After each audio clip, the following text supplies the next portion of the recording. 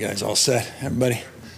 All right. Well, good morning, everybody, and thank you for being here and the opportunity to update my third budget as governor of the state of California. And I wanted just to begin to contextualize a little bit about the prioritizations that we are looking to advance here in this year's 2021-2022 budget.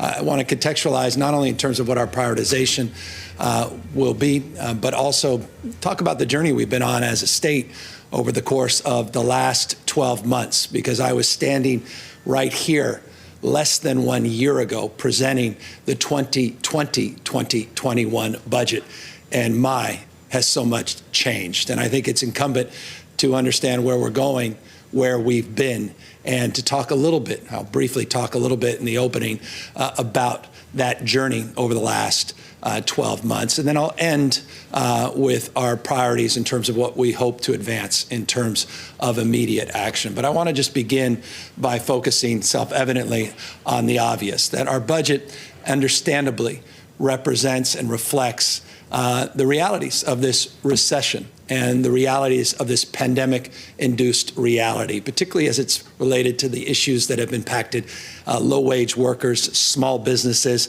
as well as decades-long inequalities. Those pre-existing conditions around race, ethnicity, the pre-existing conditions around wealth disparities and income disparities obviously have come to the fore and must be addressed. And I want folks to know that our budget reflects an understanding of those realities and an intentionality in terms of addressing those realities. Now, the predicate in terms of our focus on a budget is the reality of getting out of the freezers and ministering into people's arms these vaccines.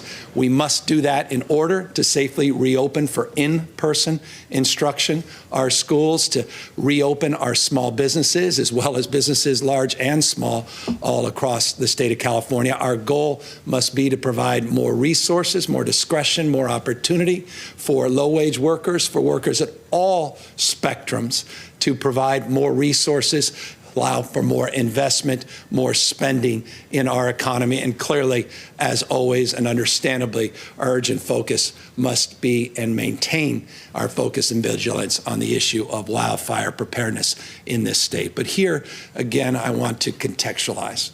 I'm here on January 8th. Last year, we were here on January 10th.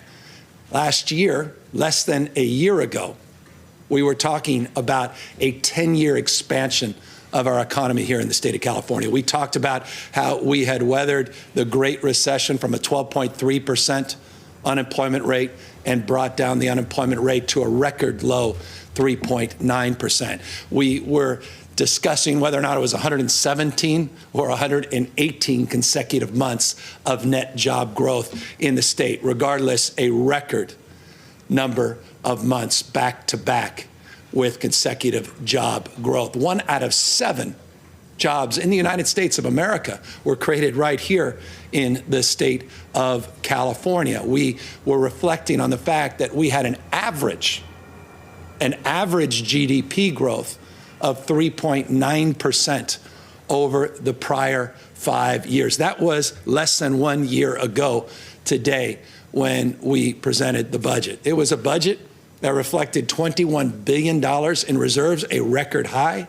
We had focused a lot of energy picking the baton up from the extraordinary work that Governor Brown did, paying off that wall of debt. We had just fulfilled our commitment to do that with an additional $4.5 billion payment, paying off the $34.7 billion wall of debt. And we were starting to talk about our long-term liabilities. We put out a $9.1 billion plan to start paying down not only our STRS and PERS obligations, but our health care and retiree-related costs. $9.1 billion multi-year pension plan we presented. That was a year ago. Less than a year ago still, on January 26th, we had the first reported case of COVID here in the state of California, and everything changed. So much so that we were experiencing what the rest of the nation, for that matter, people around the globe were experiencing. You can see here the chart. This is the United States real GDP growth. while it's been relatively consistent, a few dips, nothing like you see in the far right of this chart. Projected GDP decrease of 26.5% actually manifested more acutely with a decline of 31.5% in the spring of 2020. California was not immune to that contraction. Our unemployment went from 3.9% to 16.4% just in a few months. Our GDP growth, again, at 3.9%, we were then dealing with the realities of a 30+% contraction. 1 out of every 6 jobs now not created, but now lost in the state of California just between February and May of last year. That $5.6 billion surplus, which, by the way, was understated, that $5.6 billion budget surplus gave way to a $54.3 billion deficit, a literal $60 billion swing in our finances in just a blink of an eye in just a few months. Our numbers changed, but our values did not. And I think this is just important to underscore as, again, I contextualize where we are today by reflecting on where we've been on this journey together over the last 12 months. The numbers changed dramatically, a $60 billion swing, but our values did not change. We collectively, working with the legislature, we made tough choices to temporarily bridge to a brighter future. We drew down those reserves we had been building for years and years. We committed ourselves to government efficiency, not just rhetorically, but we started looking at travel and cell phones. We started looking at car purchasing, strategies to consolidate leases, telework, online services. Our public employees gave back close to 10% of their salaries. My staff gave back 10% of their salaries. We postponed many of those supplemental payments. We deferred a lot of investment. I'll talk about that in a moment. And we advanced cuts. We refer to them as trigger cuts in hope and expectation that we can get some more support from the federal government. At the time, we were hopeful didn't materialize in the time that we anticipated, but we enacted tough decisions on the basis of those trigger cuts. But the things we didn't do, and this is why I want to emphasize this notion of values, is we didn't impact our public education system in a meaningful way, at least to this degree. No permanent cuts, no permanent layoffs.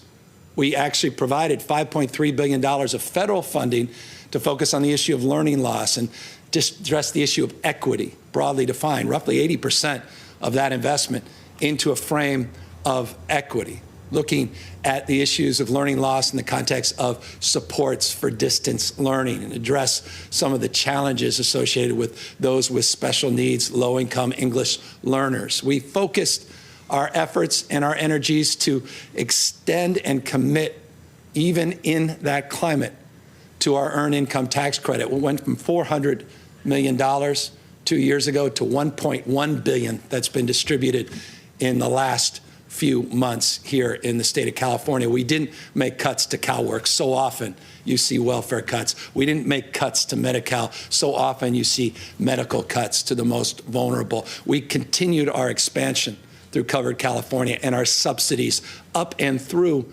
supporting the middle class. We invested in job growth and we invested in our economic recovery, and we ultimately landed on a $202.1 billion balanced budget. Not an easy journey, a challenge the likes of which we've never experienced in such a contracted period of time. Numbers changed, but our values did not. Where are we today in the context of this moment?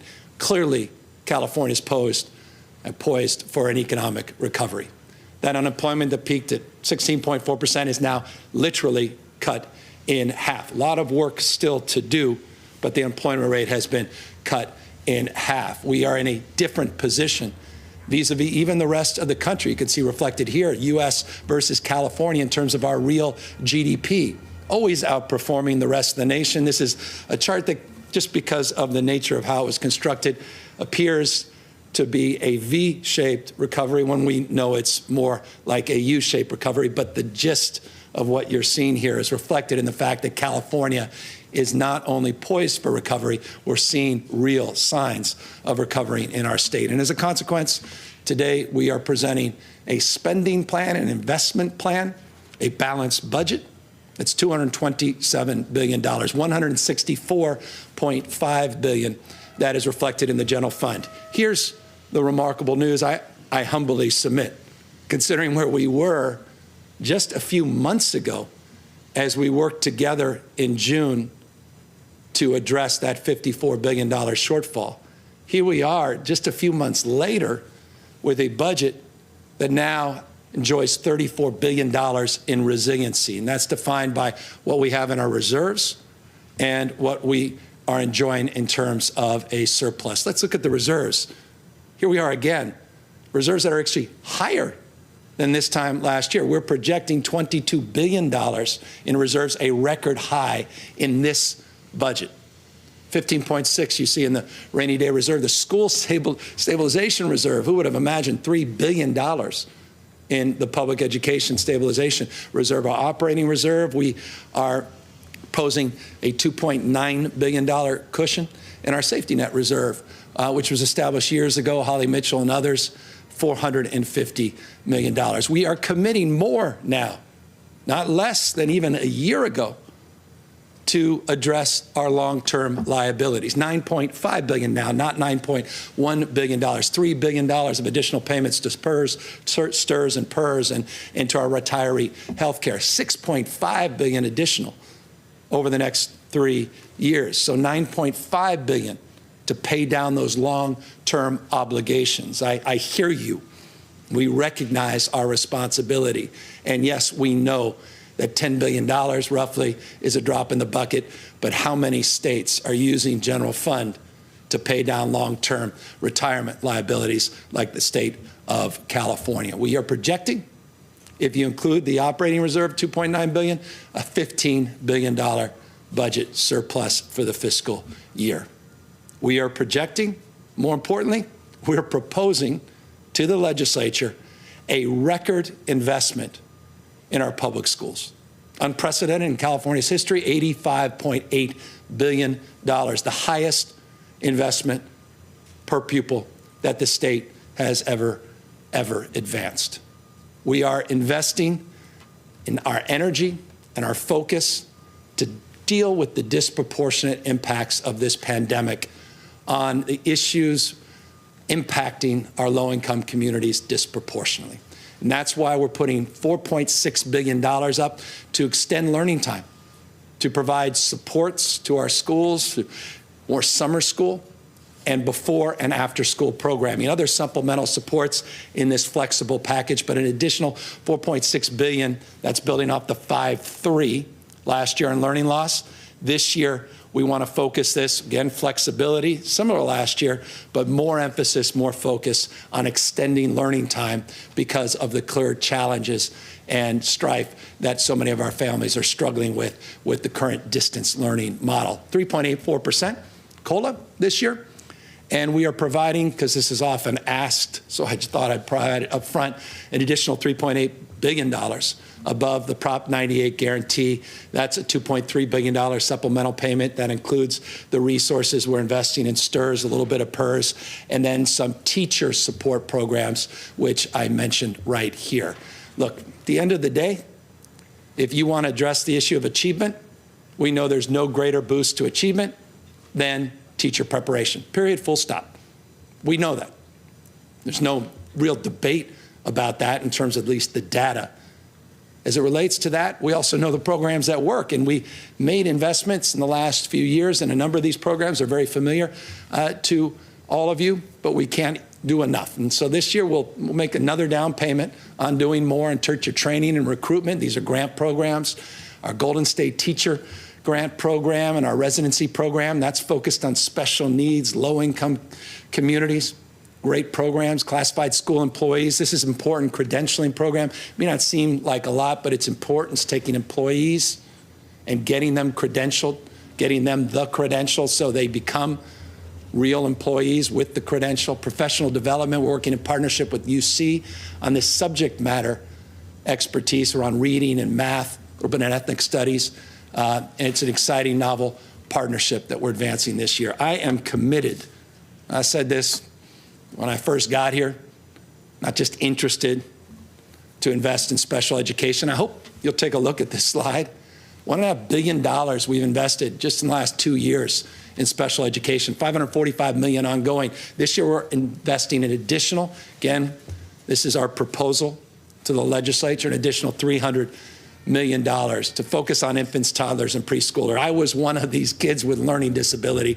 I have a strong bias in this space, and I have a strong resolve, despite a lot of headwinds, to do more and better. And yes, I know that $300 million on top of even the additional resources we provide are not nearly enough.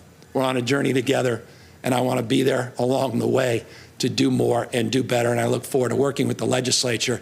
And if this is an area where they want to accelerate further support, I am all in. And so just wanted to highlight this investment because we're looking at historic investments in special education in this state. I referenced a moment ago those deferrals. We have about $13 billion in deferrals in our K through 12 system. I'll talk about the billion plus in the community college K through 14 in a moment. But of those deferrals, roughly 2/3 of those deferrals we are paying off this year. There's about $3.7 billion remaining, but $9.2 billion we will pay down if, again, the legislature adopts the principle of this budget. The issues around immediate action are paramount. We can't wait in this environment. We can't wait, as we traditionally have, for the fiscal year to end, to adjudicate and dialogue around the give and takes of budget. There's certain things that require urgency. And as I said in the outset, I'll end on this, what our urgency package is. It certainly includes this, or referred to as immediate action, that we hope to see in the next few weeks. And that's a $2 billion investment to safely, can't do it safely, we can't do it, but to safely reopen our schools for in-person learning. That's our default, safely reopening schools for in-person learning. In order to do that, our testing programs have to be in place, protocols, our partnerships, management, labor, administrations, districts, school sites, all of that has to be put in place. We've talked a lot about this in the last few weeks, but the focus is on our youngest kids first, TK to 2, and then build on that age cohort through the spring and fund the needs of our low-income English learners and foster youth. Again, an eye on equity. And look, I don't think this, my wife is here today. We know this through our lived experience with 2 very young kids and 2, well, at least kids that are a little older. I don't know if 11 is not defined as young, but it's very challenging to have a 4-year-old who you're most of the time saying, don't look at the screen, get off a screen, to say, hey, look at this screen in order to address the needs of a distance learning environment. We know it's challenging, and those kids are falling through the cracks. And we have all the support in the world. I can't imagine what's happening for millions of other children. This is why this is so important. And we know, for that younger cohort, that the social-emotional benefits of in-person instruction are foundational, not least of which, and my wife would be the first to remind not just me, but all of us, if we're going to be serious about equity defined from a gender paradigm, women cannot re-enter the workforce disproportionately unless we address the importance and the imperative of getting our kids back safely in schools, to address more broadly reopening our schools, but also reopening our businesses and providing that workforce that our businesses need in our recovery. So that's why we're promoting a $2 billion immediate action package and promoting that and directing it to the legislature. That said, here's the estimate. People are asking, what are we projected, what's anticipated to be received from the new federal act that was just provided? We estimate about 6 points, and this number will change. I say this is anticipated. Please put this as estimate, about $6.7 billion. By the way, this is additive. This will not substitute we're going to have another $6.7 billion to invest in our school system. This budget, the budget's in the printer, that went to the printer, was done before we got the details, which literally are coming in every day, of the new federal relief package. So this entire budget, please caveat with that consideration. Here is a specific proof point of $6.7 billion that we will work with the legislature to prioritize in terms of additional investment above the investment that I just laid out. Let's talk about investments. We talked a lot last year about our parents' agenda, foundational, and that is our investment in early childhood and early childhood supports. ECE issues of 0 to 3, not just 3 to 5, not just Head Start, but early Head Start, not just preschool, but TK and K, all the frameworks build the architecture of life. Now, since 2019, we've invested about $400 million of ongoing funding, a lot more in one-time funding to advance our childcare and our ECE programs in the state. Again, a down payment on a commitment that we have advanced more formally by the creation of a master plan working group that put out a master plan for early learning and care. They just put out a report. It's a big number to achieve the ultimate goal of providing quality care for all 4-year-olds and all income eligible 3-year-olds, to have the appropriate ratios, to have the appropriate reimbursements. To do all of that is going to take years. Like being honest with folks, not naive about the challenge. Even if you wanted to do it, you couldn't spend all the money and provide the quality that's foundational in terms of the expansion. But now we have a plan. We never had a plan before. A lot of hard work. And so many leaders in this space that worked hard on that plan, and we want to commit to a down payment on that plan. $250 million for incentive grants to match some of the work that's happening with early TK programs up and down the state. The infrastructure investments, again, we got to build out these classrooms. It's a big impediment. $200 million more professional development in this space, and obviously more ongoing support for childcare. You recall we consolidated our childcare functions, and we've now got them under one roof. After years and years of fragmentation, we've now focused under one roof. We're beginning the process of childcare bargaining, which is the first time we've done this in state's history. We're really proud of that, and we'll thank our partners, SEIU and others, for their advocacy, and the legislature for supporting that cause. And that's also happening in real time and will be advantageous in terms of our collective efforts. But none, perhaps more than this, and that's the $1 billion that we are looking to receive for child care and early child supports and Head Start supports from the federal government. And so that additional resource investment is going to be profoundly significant to further accelerating our efforts in ECE and childcare. So we look forward to working with Member McCarty and others who've been just incredible champions in this space, and working to adjudicate the merits and demerits of which supports we should provide, which priorities we should advance first in terms of those efforts. I want to talk now about higher education.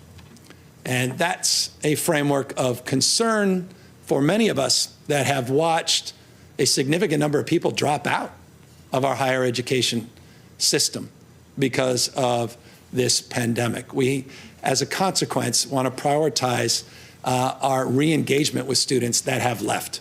And you'll see that reflected in subsequent slides and further investment. We need to make further investment. We need to invest in more ongoing support. We do not believe it's time for tuition increase or fee increases. And we do believe it's time to invest more in student aid across the spectrum. And that's exactly what this budget proposes. Community colleges specifically, we're looking at $250 million, a $250 million of financial aid grants. We hope some early, not immediate action with the legislature on this because of the urgency of the moment and concerns. Basic needs becoming more and more important, food and housing, so that's why that number is a little higher than it's been in the past, $100 million. Mental health, I could spend the entire time talking about K through 12 education and the issues of mental health and well-being. We could talk entire budget about those issues of wellness associated with this pandemic, but real resources we are now providing for community college specific to advance the mitigation of those behavioral health issues as a specific task, at least proposal in this budget. Enrollment growth, modest, more professional development, and yes, I am committed, and this is stubborn, to addressing I'll say it, the racket that is textbooks in this country. Usurious costs associated with textbooks. And so we're going to do more this year. We did a little last year on open source textbooks. More on that, I can assure you, coming soon, because we in California have an obligation to disrupt that entire system nationwide. As it relates to deferrals, I mentioned the $13 billion, 2/3 of which we address K through 12. Here's roughly similar percentage. We are addressing $1.13 billion, the community college, $326.5 million remaining. As it relates to issues of education, workforce, obviously a big part of what community college does, not exclusive to community college, but community college is a real driver. We're providing in this budget, at least proposing, $353 million of new workforce development investments. Perhaps the most important, the biggest investment we are proposing is $250 million, $250 million, to focus on linkages between our higher education system and gainful employment. This has been, we have to do better in this space. At the end of the day, and people can debate this, and we can all go back and forth. What's the utility of a degree? Is it about citizenship? Is it about creative thinking? Is it about, it could be a lot of things. Or is it just about getting a job? People land in different places, and wherever their values are, that's where they land. I happen to think it's many, many things, but it's also about getting a job, especially in this economy. And so we've got to connect what's really happening in our workforce to what we're educating in terms of that human capital being conveyed off that conveyor belt for talent, the CSUs, UCs, and community colleges. So we want better alignment. And so we've been talking about this. We got to start doing something about this in a much more meaningful way. Remember, we put together this Future of Work Commission, really looking about where future of work fundamentally is going. By the way, we put that together before this pandemic. We've just seen that accelerate. New work styles, new arrangements, telework, all what's happening in terms of platform providers and the gig economy, the digitification of our engagement. And all of that requires now renewed energy, renewed thinking, and us to move much more expeditiously. And that's what this $250 million reflects. Apprenticeships, no substitutes for these high road training partnership programs, work-based learning. Just a real believer in work-based learning. You can intellectualize things, you can experience things. There's a reason Cal Poly is one of the finest universities in the world. Both Cal Polys, not just Cal Poly San Luis Obispo, but also Pomona. And so work-based learning is foundational. We also have some partnerships with UC Prime around healthcare, $12.9 million. Anyway, you'll see a lot more energy and investment in the workforce place. Let's talk CSU. The two systems, CSU and UC, we are proposing $786 million in new money, ongoing and one-time, deferred maintenance, emergency financial aid, computing talent initiative. Not just the UCs should be focusing on computational investments and focusing on education in that space, but CSUs as well, and clearly professional development as always needed. So additional $425 million at the CSU. UC, you can see similar investment in one time as it relates to the subject matter projects I mentioned and to help our K through 12 educators, more professional development, emergency financial aid. You'll see a number there, 20 million, Institute of Science and Innovation. I want to applaud former Governor Davis did something that deserves a lot more attention. He developed these partnerships that are still thriving across this state to focus on taking sort of an academic discipline and translating it into a meaningful construct, meaning manifesting an intellectual frame and creating frameworks to advance and accelerate innovation and discovery and the entrepreneurial spirit that defines the best of the state. There are institutes across the state, partnerships, biotherapeutics, bioinnovation, issues related to IT across the spectrum. We want to invest some money in that space and really invest more energy in building on those outstanding partnerships. So $361 million in the UC space. But here again is a significant slide and a significant part of the conversation we'll be having with the legislature. Upwards of $3 billion of additional support for higher education. $3 billion, 2.9 anticipated coming from that federal act. I know a lot of folks were disappointed that federal stimulus wasn't even larger. I'm disappointed because I do think more discretionary money needed to come to states and local governments in particular.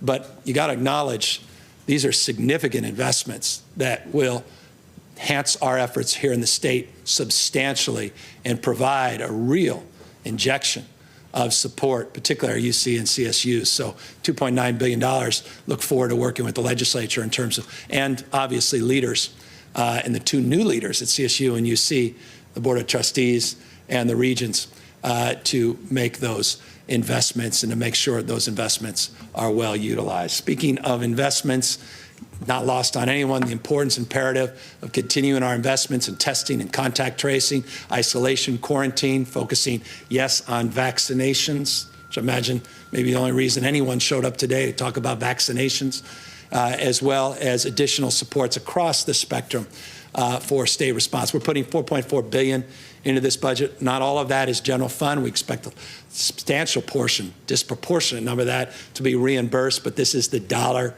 figure. Remember, $13 billion last year in the last, at least, fiscal year, and 4.4, at least since the beginning of the pandemic, 13 billion, 4.4 billion emergency response we're putting related to COVID relief in this budget. 372 for vaccines. Here's a slide that's also important, anticipating additional resources coming from the feds, additional 350 million for vaccines, and 1.7 billion for testing and tracing. So that's an open-ended question, is do we use that money to offset these investments, or do we add on top? And that's a question for the legislature. That's a question we have to dialogue. And I want to make this crystal clear so people understand the federal supports, with the exception of the Prop 98, the federal supports have discretion in terms of, do you add more support or do you substitute the general fund support and then redirect those dollars? There's discretion in that bucket. There's not in terms of those school dollars, K through 12. And so the question, or the $98 more broadly defined. And so the question here is this vaccine number additive, or can we use a portion of it? How much flexibility exists? Is it really 1.7 for testing and tracing? Can we provide more support, use some more of those dollars for vaccinations, PSAs, culturally competent outreach, address some of the stickiness as it relates to people wanting to administer or even rather receive these vaccinations? So again, all that will be debated, all that be discussed. And obviously we have a real partner in 12 or so days with President-elect Biden that will make that task a lot easier, and we look forward to that. Now, one task that's not easy is getting this economy moving again. We mentioned the 16.4% unemployment rate peaking out in May. It's half that today. It's still stubbornly too high. I want to get back down to those historic low numbers, 3.9, roughly 4%. We want to do even better than that. So we're looking at $4.5 billion economic recovery package. We socialized this a few days ago, so I won't belabor it too much, except to say we have some immediate action that we hope we can take together in partnership with the legislature. And that's $575 million in small business grants. These are grants, not loans. These go to nonprofits, not just small businesses, and cultural institutions. We're also looking for fee waivers, $70.6 million fee waivers, just to give you a spectrum, at least a sense, about 59,000 bars and restaurants licensed in the state of California. This would go directly to those businesses that have been disproportionately impacted by stay-at-home orders and this pandemic-induced recession. Manicurists and barbering, folks in that service industry as well would be beneficiaries of these fee waivers as well. About 55,000 establishments in that cohort that would benefit from these fee waivers. So want to get these grants out. This 575, as you know, builds on the money that we're getting out right now. These are $5,000 to $25,000 grants that we are putting out. In fact, we just opened this process up Encourage people to learn more about it, covid19.ca.gov, covid19.ca.gov.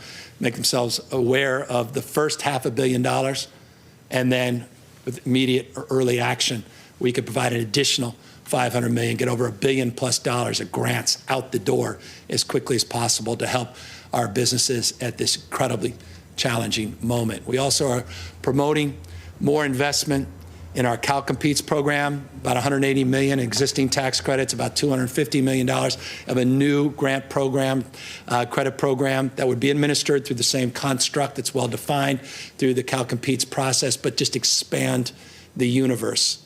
We think this will increase our competitiveness, our retention strategies. We're not going to roll over. We're not giving up on economic development, and we're not rolling over, giving up in terms of our dominance, in terms of startups, innovation, entrepreneurialism, and world-class headquartered companies. So that's part of the strategy to make an investment in that space. Our Main Street hiring tax credit, $1,000 tax credit for employees up to $100,000 per business. We put $100 million up last year, at least a few months ago with the budget. We want to build on that, put another $100 million. We've got loan guarantees, put $125 million in that space. And the iBank, these are folks that fall through the cracks in the SBA loans, not getting the PPP loans from the feds. And we want to provide additional supports in that very successful program, women, minority-owned businesses that disproportionately have benefited from those current investments. We want to build on that success. We have the sales tax exclusions. I'm going to talk about that a little bit more in a moment to push out the boundaries of innovation, particularly as it relates to green energy, transportation. And then this, what seems modest, but to me it's significant, these are $10,000 seed grants in the California Dream Fund. These are important grants for people that truly fall through all of the cracks. And this is a real lifeline for many, many businesses. And what seems rather insignificant from a Cal Competes frame, a few $1,000, a few $100 could be the difference between keeping those lights on or turning them off permanently. And so that's what that $35 million represents. We are putting additional, I just want to remind you, the $52 billion 5-year capital plan. I'm not including roughly $10 billion that we're investing. Thank you, all the leaders on SB 1. Thank you to the voters for doing the right thing in terms of supporting SB 1. Getting those dollars out. People say, well, what are we doing on infrastructure? We're putting out close to $10 billion this year. We're talking about EV infrastructure in a second. These infill infrastructure grants I'll also talk about in a second, but I wanted just to highlight on this screen additional $300 million in deferred maintenance. It's our parks, our judicial branch, the courts, water systems in the state. This is additive, another $300 million. This is stimulating in terms of the economic benefits, direct and indirect jobs that are created from these types of investments you see on this slide. It's why we are highlighting it here, the $300 million on deferred maintenance. We hope legislature will consider even putting more resources in this space. We think that's critical in addition to our 5-year, $52 billion capital plan. Here's the resources we anticipate, close to $3 billion in transit, state highways, transit. Can't come at a better time, particularly for our transit agencies. Again, this is just hats off to Speaker Nancy Pelosi, her incredible leadership, stubbornness on the other side, aside, her incredible leadership, her stewardship, her faith and devotion to this cause of helping you, all of us, get through this very challenging time, demonstrably exampled here in this roughly $3 billion investment in our transit systems, which have been battered by this recession, as well as investments in our roads, bridges, and highways. Speaking of investments, we think there's urgency to get money into people's pockets. You recall that first slide. And that's why we're proposing a Golden State stimulus to basically make those $600 checks that people are starting to receive from the federal government to get them to be $1,200. We want to get roughly 4 million checks out within 3 weeks of me signing this package. We can get these dollars out quickly. Luis Reyes, all these incredible leaders that were on a Zoom call the other day promoting this, just thank you for your leadership, your support of this effort, leadership of the Speaker, Pro Tem, so many others, including clearly our 2 budget chairs, Ting and Skinner. Thank you for your consideration of this program. We want, with urgency, to move with immediate action to get $2.5 billion, $2.4 billion into the pockets of 4 million Californians to help them with evictions, to help them with rent, to help them with utilities, to help them with childcare, to help them with food, help them with the spectrum of supports they so desperately need at this moment. And that's why I reference an extension on the eviction moratorium. We have to get that done. July, or rather January 31st, is the deadline of our agreement that we were able to socialize last August. It expires at the end of this month. So with urgency, we need to move to get that extension. As it relates to additional supports, there's about $2.6 billion that the federal government is offering this state and jurisdictions with populations north of 200,000, meaning the $2.6 billion you see reflected in this slide of additional support for rent and utilities coming from the federal government. Not all of that comes to the state. About $1.4 billion does, and $1.2 billion goes to those local jurisdictions, a little smaller than the last coronavirus CARES Act. These are, again, municipalities with 200,000 population, not the old 500,000. And so we want to make sure, the key here is to make sure the state and locals are working collaboratively to make sure whatever we do at the state level with our existing supports and other programs, we're doing strategically and thoughtfully, and that it parallels our thinking and our strategies around addressing the evictions question by the end of the month. So all of this is happening in real time, and it's an incredible moment in terms of anxiety, but incredible moment of opportunity to address these issues. I know David Chu, so many others are working on this. Our pro tem's been incredible. Tony Atkins on this, so many folks committed to this cause, working overtime. We look forward to that engagement over the course of the next number of days, not just weeks. Here on the housing front, evictions to housing, here's what we've done the last few years. Billions of dollars, unprecedented. I know we say that a lot and means nothing in terms of, well, what does it produce? Well, it's produced a lot, just not enough.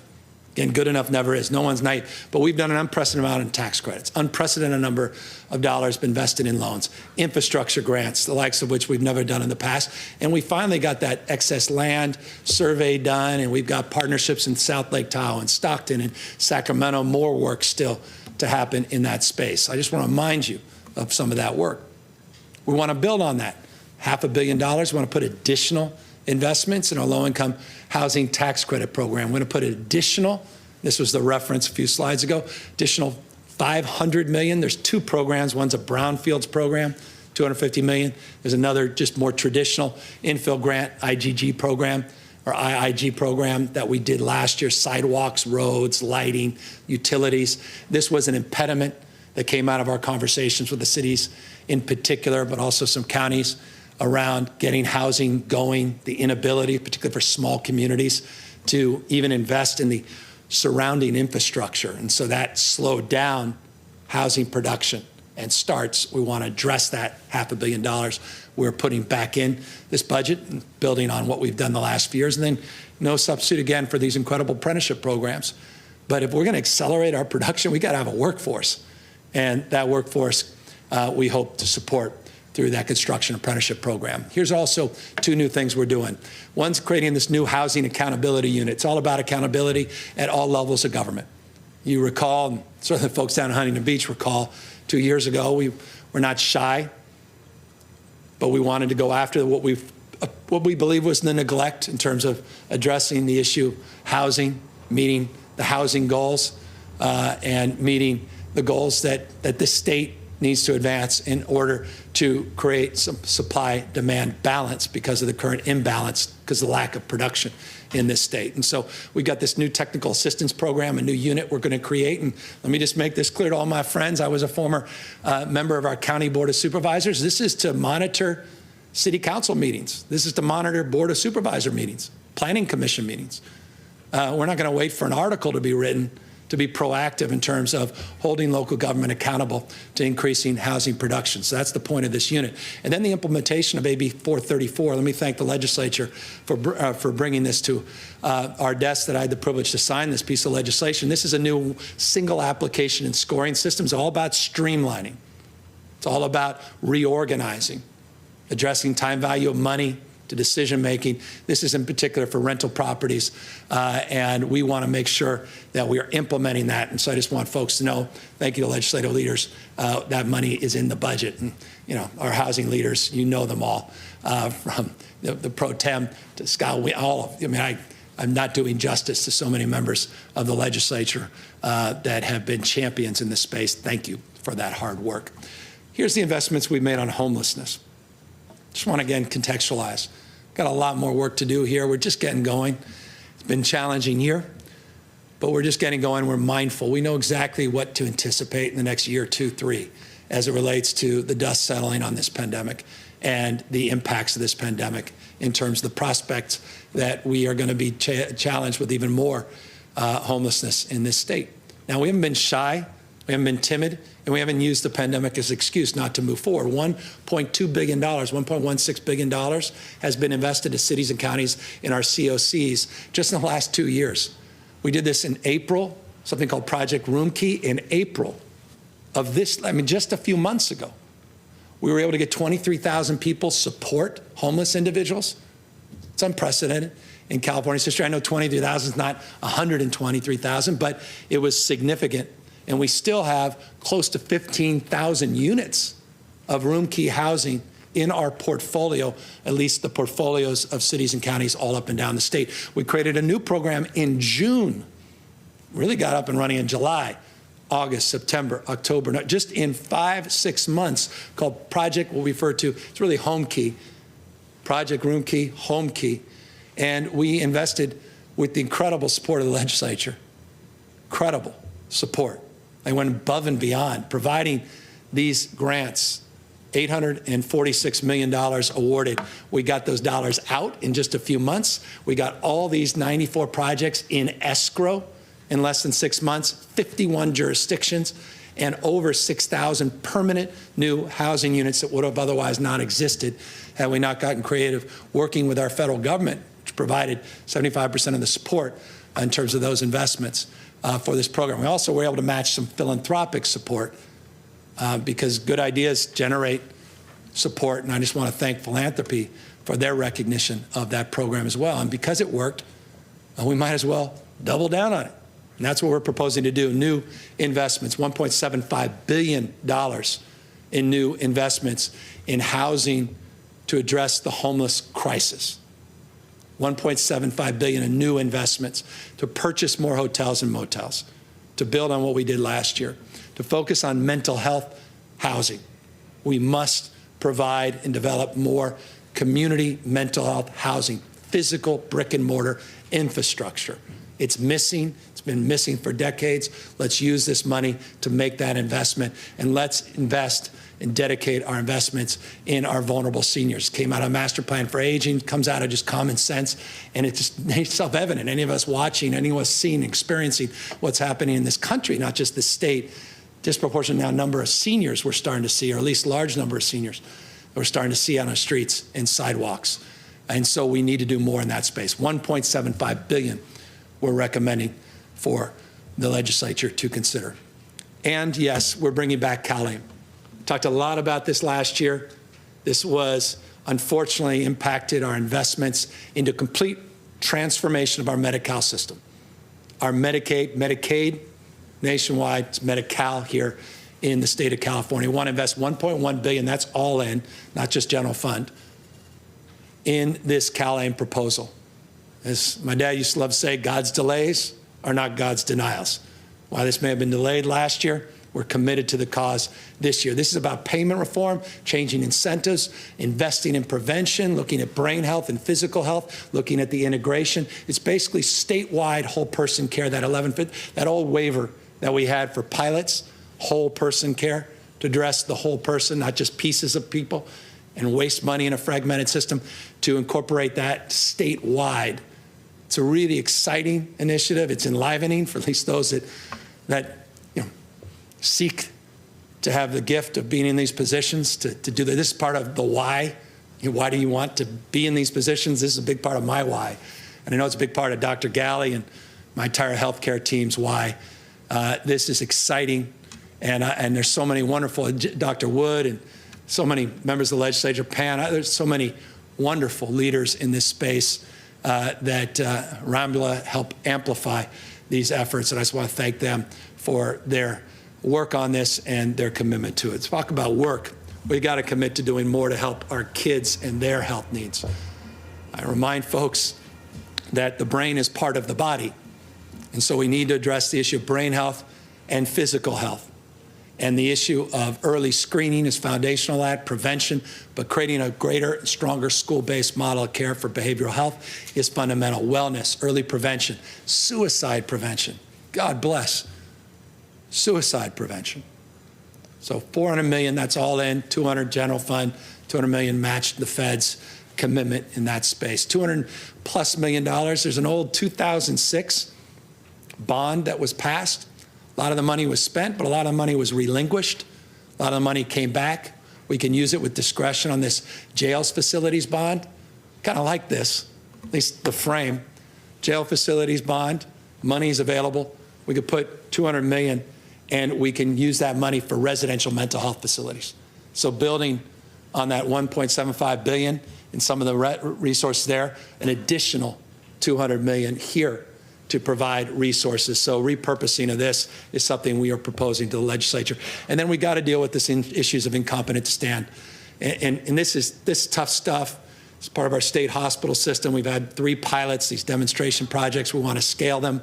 That's why you see that reference of $233 million of the $304.5. But we have to deal with ISTs. We want to look at Fairview. We have a lot of proposals in this space. We have a comprehensive proposal in this space. A lot of work to do in this space. But this is foundational. It's principled. And yes, there's a legal requirement to do the right thing as well. We should have needed that. But we are committing to a long-term process of investing in the IST space. Speaking of investments, Hunter, another $500 million.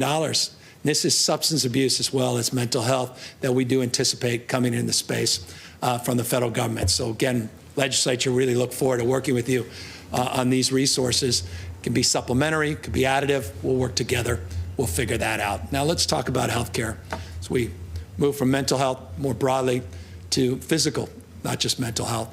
Here's a lot of work we've done. That individual mandate, this expansion and the deepening of those subsidies into the middle class. No other state in America does that. Into the middle class, supporting subsidies for our public option. We provided eligibility for everyone regardless their status up to 26. We created this commission, the notion of changing our payer system, and I've long believed in a single payer model. I just believe ultimately that's where this country is going to go. It's a question of how you get there. So we really need to answer all those tough questions because really at the end of the day, there are only tough questions in this space. And so we created this commission. It was created a few years ago, but we've actually got people now working on this question with real resources to back up their contribution and their efforts. Prop 56, we started investing money there, wasn't previously invested, loan repayment programs and the like. We've talked a lot about reducing costs, lowering prescription drug costs, talked about more cost targets, transparency, consequences for failing to meet targets, and how we can do more to expand eligibility and deepen subsidies. So here's what we're proposing this year. Last year, we talked about this Office of Healthcare quality and affordability. This year, we're going to get it done. This fundamentally is an office that will address that provider consolidation issue. We'll address some of the regional disparities on why in Northern California versus Southern California, the cost structures are so different. There's no excuse for that. We have to address those head on, to be forthright about that, and we've got to target costs in all sectors, and hold folks to account, more transparency. It's tough. No one says this is easy. In this office, it's about the umbrella to begin that process anew. We also, as part of our master plan for aging, thank you to all the leaders that just put that master plan out, creation of this Office of Medicare Innovation and Integration. This is all about some of the wobbler issues of Medicaid, Medicare. This is all about the integration more broadly and looking at keeping people in home, keeping supports. The whole idea is allow people to live in place, live in dignity, address transportation needs, support their long-term care by being innovative. So it's not just skilled nursing facilities. It's not just these larger constructs that we have inherited from an industrial mindset, but some of these new supports that are part and parcel of a more flexible, innovative, community-based, culturally competent strategy. So that's broadly what that Medicare Innovation and Integration Office will do. But more important than anything else, its capacity to do something big now presents itself with the Biden administration coming in. So we're really, really excited about the creation of both of these offices moving forward. We also are committed to the cause of acknowledging what's worked. Telehealth has really worked. Been amazing. We did some immediate executive orders, codified trailer bills, legislation. A lot of good work was done. Legislative leaders across the spectrum on telehealth. We want to put an additional $94.8 million into maintaining our expanded flexibilities that were authorized during this pandemic into telehealth, remote patient monitoring as a new benefit specifically. Look, for adults with type 1 diabetes, no more important benefit than this continuous glucose monitoring. It has not been an expanded Medi-Cal benefit. Now it will be, again, if the legislature concurs. And then there's that $1.4 billion. You may recall those suspensions in the budget may have been on your mind. A few of you that may be familiar with it. We suspended, again, back to those trigger cuts, deferrals, suspensions to balance last year's budget. Prop 56 supplemental payments, IHSS, in-home supported services. Doug, that suspension's gone. To April Barrett, gone. We finally are addressing those issues. Thank you guys, both of you, for your strong advocacy and support. That's at 7%. We're going to get that moving again. Developmental service rates, so many, so many, I think I can go through the list. I was thinking of Fraser and others, incredible leaders in developmental services. Thank you for your support and leadership in that space. Those suspensions are off, $1.4 billion.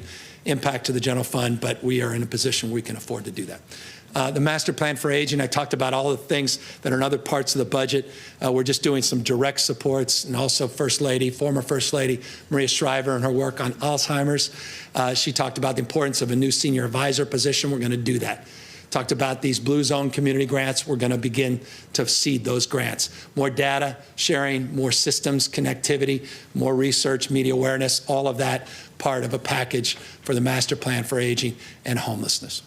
Speaking of a package, comprehensive $1 billion commitment to wildfire resiliency and emergency response. $1 billion package. We're going to provide this. It's always among the first questions. Does that mean more firefighters? Yes. At least 30 more crews, 15 members per crew, $143 million. Continue our investment in C-130s, these large air tankers, better suppression technology, night capacity, faster, safer Black Hawk helicopters, replace those old Hueys, $48 million. New LIDAR, we delayed that last year. It's around remote sensoring and LIDAR to really start mapping with more sophistication, specificity, our remote monitoring, but really start pre-positioning with more understanding, more nuance using technology to really map and research our fire-prone areas in the state. And then, yes, maybe it's just because I'm fifth-generation San Franciscan, earthquake early warning system. Please be mindful. We live in the state of California. It is spectacular for a reason, at least topographically, geographically. Mother Nature will remind us of that. And so we need to be prepared and mindful that because of technology, we may learn a few seconds, hopefully 10, 20, 30 seconds before the direct impacts through this early warning system. I don't know of another system like it, at least in the United States. Japan, others have some interesting systems, but we're proud of that. We're going to put an additional $17.3 million in investment in that space. Cap and trade. Last year, we weren't able to do what we wanted to do in cap and trade because of the contraction. This year, we're able to do a lot more. We had some good August auctions. I think it was $474 million. We had a good November auction. I think over $584 million, don't quote me, but roughly that was the auction receipts. So we're in a position, one $0.4 billion investment now into cap and trade. We're going to accelerate our efforts. I don't know if you saw what China's doing on electric vehicles. I mean, this is where the world is going. You want to be big, you got to be big in big things. Nothing bigger than low carbon green growth. Nothing more impactful, nothing more meaningful from an economic paradigm and inclusion paradigm than changing the way we produce and consume energy by investing in the future and making sure we're dominant, not just nationwide, competitively so, but worldwide. And that's why we want to accelerate our efforts to alternative fueled vehicles. And that's what we are proposing as part of our larger climate action agenda. And remember, this is a climate move, not just an economic move, because at the end of the day, it's about health, it's about asthma, it's about dirty air, not just about climate broadly. It's also very personal. It's about equity.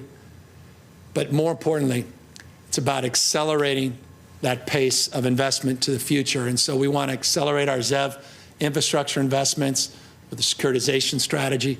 We want equity to be a principle of this effort. We don't leave people behind. It's not just about expensive, fancy cars and the rest of us are left behind. That's the Clean Cars for All program, about 495 million one space, or 400 plus million in that space across the board on the equity side, $1 billion plus in the infrastructure side. Climate innovation, we want to, I referenced this a moment ago, want to create some sales tax exclusions on the manufacturing side to promote alternative energy and investments in alternative transportation as well. So that's just a jump start to be more competitive in that space, $100 million. $300 million we want to put up in environmental justice, new dollars, toxic cleanups. It's not just X-side. X-side is a priority. You can see that reflected here. An additional, separate from the 300, additional $50 million, close to $50 million in that space. But we need to invest in more energy to address all of these other sites up and down. How many other X-sides do we have? And we need to start put money up. We need to start investing. 300 million is a drop in the bucket. I'm not naive, but it's a start to begin to investigate these highly contaminated properties, prioritize from a health perspective those investments. Sustainable agriculture, $385 million we're proposing. So proud of our agricultural community, so proud to live in an agricultural state. It's pride, so much envy around the world. We can't lose sight of the incredible farmers and ranchers that we have in this state, but we also can't lose sight of the burdens that are being placed on them, stacking of all these rules and regulations, and in particular as we transition to low carbon green growth, as we decarbonize our economy, we need to be there and be more supportive in terms of equipment replacement, $250 million, climate smart loans for efficiency, more soils management. My wife, again, here, in terms of regenerative strategies, soil management, so fundamental to our efforts. We're putting real money in this space. Sigma, that remarkable work that was done before we got here on Sigma. We need to provide some support and grants. It's $100 million to help with Sigma, our Sustainable Groundwater Management Program, which now is in place. And then obviously direct assistance to small farmers, mid-sized farmers. We want to put money in that space. And then something we've been working on for months, may not seem like a lot, could be a big deal. I don't want to overpromise, but a unified licensing portal to streamline regulations and reporting across the spectrum for agriculture. That's long overdue. We actually have a proposal plan, and that's why we're putting that dollar figure up to invest in it. And as always, more investment in integrated pest management, issues related to reducing harmful overuse of pesticides in this state. And so we want to support the transition. We want to be punitive to bad actors that are flagrant, but we also are mindful in that transition of the work we have to do to help support that. And there's resources in that space. And by the way, speaking of resources, $600 million of federal money for farmers and ranchers as well. We'll work with the legislature to look forward. Melissa Hurtado, so many others already now reaching out. How can we wisely make these investments? Speaking of agriculture, we just have a few more slides. Important, we consider food insecurity. Last year, in addition to our baseline budget we passed on supporting our food banks and tribes and our food programs, we did two significant enhancements, a $75 million enhancement, and then in October, an additional $90 million. That just started going out, that $90 million enhancement to our food bank and tribes. So this is on top of that additional $30 million. This California Assistance Program, which helps refugees, legal immigrants, $11.4 million. And again, she's in the front row, farm to school investment. My wife, Kat Taylor, so many others, nonprofit, leveraging these resources, making sure we're investing in healthier, more nutritious food for our kids across the spectrum and supporting ag in that process. So it's more of a catalyst fund, not substituting other work, but really encouraging smarter investments in our public schools. We want also, speaking of smart investments, to continue to improve government efficiency, not just rhetorically, but substantively, and then address the issue of bringing services in the state into the digital age. I wish I could just go like this, and DMV's upgraded, EDD's upgraded, name it. Care, the whole system. We've inherited stuff going back to the 70s. I wrote a book about being on the leading and cutting edge of 1976 in terms of our IT. And trust me, that's been made abundantly clear to not just me, to all of you in this last year. So we have a lot of work to do to bring government into the digital age. Just brief, few slides on that. Got $50 million in cybersecurity. We're doing cybersecurity audits across the spectrum, every single state department. By the way, you may recall last year we invested, it wasn't created, but it wasn't funded. Last year we funded our cybersecurity integration center. And just in time with some of the revelations of what occurred federally, of which we were not immune as a state to its impact. So cybersecurity is still top of mind. We want additional investment in that space. That Office of Digital Innovation we created, got some wonderful talent now assembled there. We want them to start sprinting in terms of their work, looking at more consumer-based services, consumer-based interfaces, meeting people where they are, meaning taking government services, not just online, but getting in people's hands, in their devices, meeting people where they are, from search to suggest, reminder prompts, all kinds of new strategies, new ways of thinking about technology. And then on the relates to the state workforce, we want to make those 5% across-the-board cuts permanent. We are consolidating office space, leased space. We are making investments with a mindfulness around these new work styles that I talked about, and telework, more online services, and the like. I close with this slide, and that is a slide that is very similar to how I began, and that is, here is the $5.046 billion that we are asking humbly for consideration for immediate action by the California legislature. $2 billion to reopen our schools safely for in-person instruction, to invest that $575 million in those $5,000 to $25,000 grants for small businesses as well as nonprofits, fee waivers for those tens of thousands of restaurants and bars and barbershops and manicurists that have been struggling, and of course, $2.4 billion direct $600 payments in the pockets. You get it out in just weeks.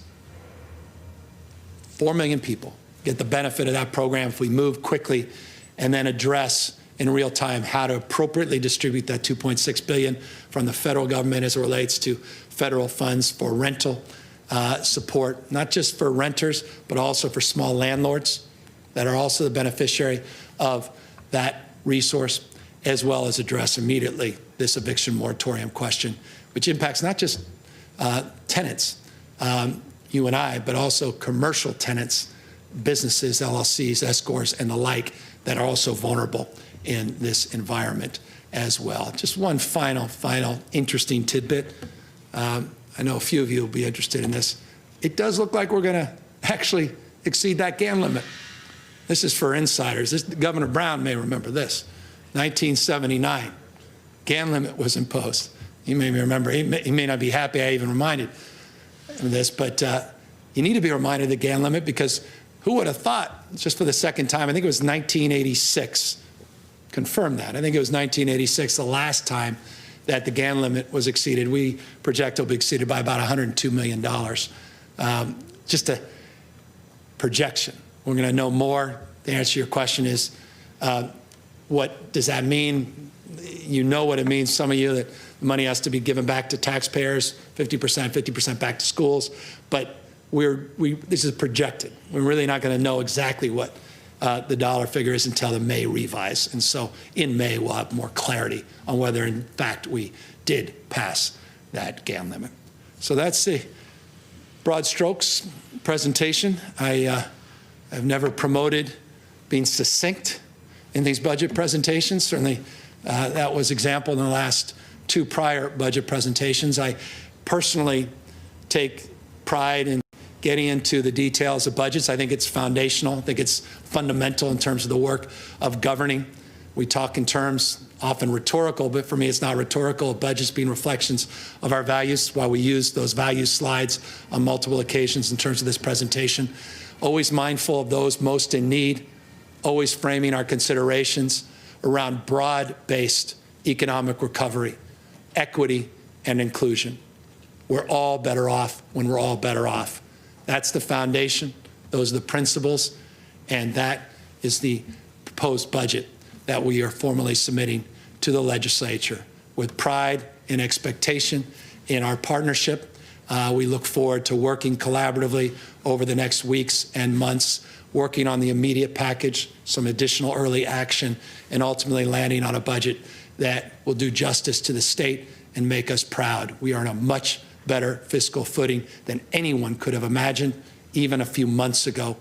Let us be wise and thoughtful about how we make these investments. In closing, always mindful that our forecast in terms of the future is very, very, very tenuous on the basis of all the macroeconomic headwinds, on the basis of this recent surge with COVID-19 and the realities of uncertainty that mark this moment, not just in American history, but world history. So prudence, fiscal discipline, maintaining those frameworks, that parameter of thinking as we begin to invest in our growth engines is, I think, what this moment calls for. With that, happy to answer any questions. Thank you, Governor. This is Adam Beam with the Associated Press. I wanted to ask you about the $4.6 billion that you are proposing for school districts to potentially use for things like summer school. I just wanted to ask, what do you expect the districts to do with this money? Do you expect them to adjust their school calendars into the summer or adopt a year-round school? And do you have buy-in from the districts and the teachers to do something like that? Well, we've been talking a lot to the districts. We've been talking a lot to the teachers. We're going to be meeting on Monday with 7 large urban district superintendents to talk more about some of their concerns. I think substantially a lot of their concerns are addressed very directly in this budget, directly addressed with that $4.6 billion in appropriation. But providing flexibility, providing the ability to address not just learning loss, but to extend the time that we are educating our kids is foundational. You can see, I'll bring back that slide. You can see again, we just referenced 2 things, and this is to your question, Adam, summer school, before and after school programs, but extending that school year is in essence what summer school begins to do. Extending the hours is really the kind of flexibility that we are providing with these resources, and we want, because of the way we've framed, the way we've organized our system of education, we want localism to ultimately be determinative in terms of what works for them, to supplement those educational supports, how to do that, when to do that. We want to provide the flexibility that's reflected in this additional $4.6 billion of extended learning money. And so we look forward to the creativity that comes back from LEAs, but certainly we will work with the legislature to clarify our expectation. We look forward to working, not just Tony Thurmond, and thank you to the Superintendent of Public Education for his input on this proposal, and many, many others, but we look forward to engaging O'Donnell, others, the legislature that have also been invaluable in helping promote something along these lines. Is that your goal, to encourage districts to adopt some type of year-round type calendar program? My goal is to address the issue of learning loss, to address the issue on those disproportionately impacted English learners, foster kids, homeless kids, people with special needs, kids with special needs, young kids. What we hope to do with this money is address these inequities, to address the realities that distance learning has not met everybody's needs equally. And that's exactly what this is intended to do. We want to provide flexibility because one size does not fit all. Different cohorts, different populations, different dynamics, different governance, different leadership. We want to provide that flexibility, but we've got to invest in more time and attention to those most at need. And that's fundamentally what that $4.6 billion represents.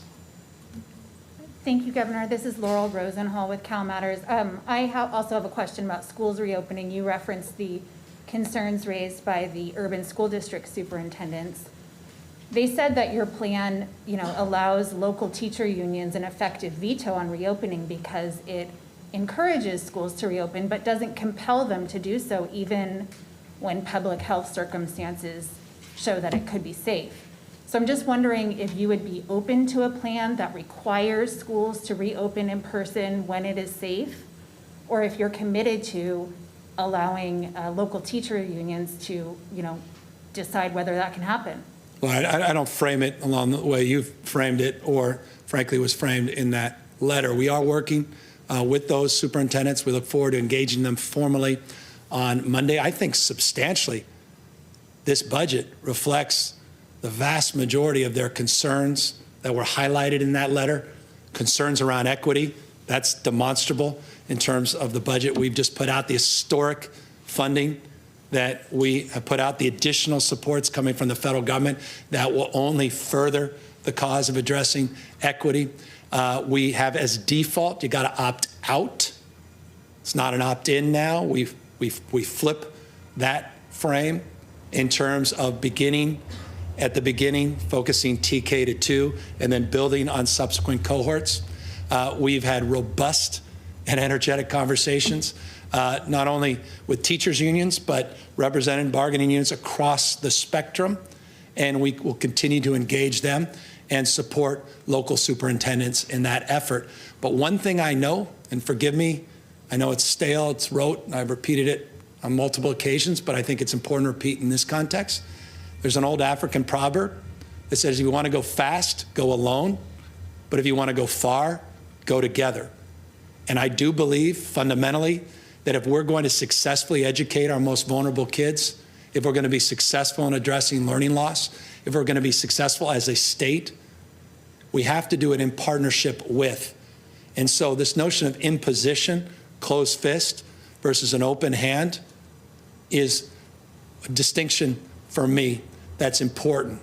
And that distinction is reflected in providing incentives for the kind of behavior we want to see. And we share, I believe, I haven't had the opportunity to talk to each and every one of those superintendents. We share the same goal for safe reopening for in-person education. But our approach is not to do it top down and mandate. It's to have a collaborative framework with real incentives that allow for resource allocation to occur when people are committed to promoting the cause of in-person instruction.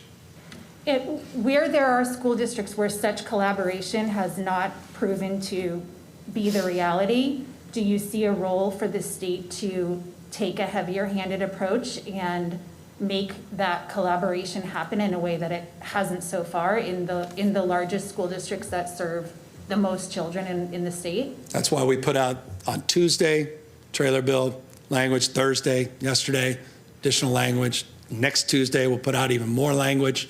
The answer is yes, yes, and yes. Thank you. Hi, Governor. Sophia Bolag here from the Sacramento Bee. This budget, like all California budgets, is really dependent on tax revenue from the state's highest earners, as you are well aware. And so I'm wondering, what are you doing or what are you planning to do to keep the next Elon Musk or another California billionaire from leaving the state? Well, we're so proud of DoorDash and their IPO. We're so proud of Airbnb and their IPO. So proud of what Salesforce did in terms of making an investment in another California-based company, one of the largest proposed mergers in America. All of that energy is happening still here in the state of California. We're really proud. Once again, Bloomberg came out with their Entrepreneurial Innovation Index, California dominating once again in that space this year. We're so proud of the fundamentals in this state, all the talent that we convey from our university system, the research and development, more Nobel laureates, more venture capital than any other part of the globe, not just the rest of the country. So many of our private sector companies, the fastest growing private sector companies, dominantly are still here in the state of California. So an individual leaves, so many individuals come to this state. And so we're proud of that. We're going to maintain our competitiveness. We're going to make a case for this state. 12 months ago, the biggest complaint we were having in the state was stress and gentrification. Cities like San Francisco, because too many people wanted to descend. And so the fundamentals haven't really changed. The state is still this remarkable home to more dreamers and doers than any other part of the globe. So we're going to build on what's working. We're going to acknowledge what's not. But one thing I also want to acknowledge, there's a lot of misinformation out there. There's folks that are purposely misinforming the public about things that aren't happening in this state, particularly as it relates to taxes and other things. And I think we have a lot of work to do to clear that record. And we can assure you, I can assure you personally, not just professionally, in terms of the work we're doing, that we are being laser focused on that and have worked hard over the course of the last many, many months to make sure people know what we're doing, to make sure that they know that they matter and that we care. And we are building those supports not just at GoBiz, but across the spectrum of state agencies. And I hope you see that reflected substantively here today with the billions and billions of dollars of economic and workforce support and the streamlining that we're hoping to do within industries to help accommodate our job creators and create conditions where they can flourish and thrive. I mean, specifically when you talk about, making sure that people know what you're doing, you just mentioned some of the budget investments that you've outlined. What else would you point to in this budget or in your policy agenda for this year that you think is going to help continue to make California a place where people want to come and stay?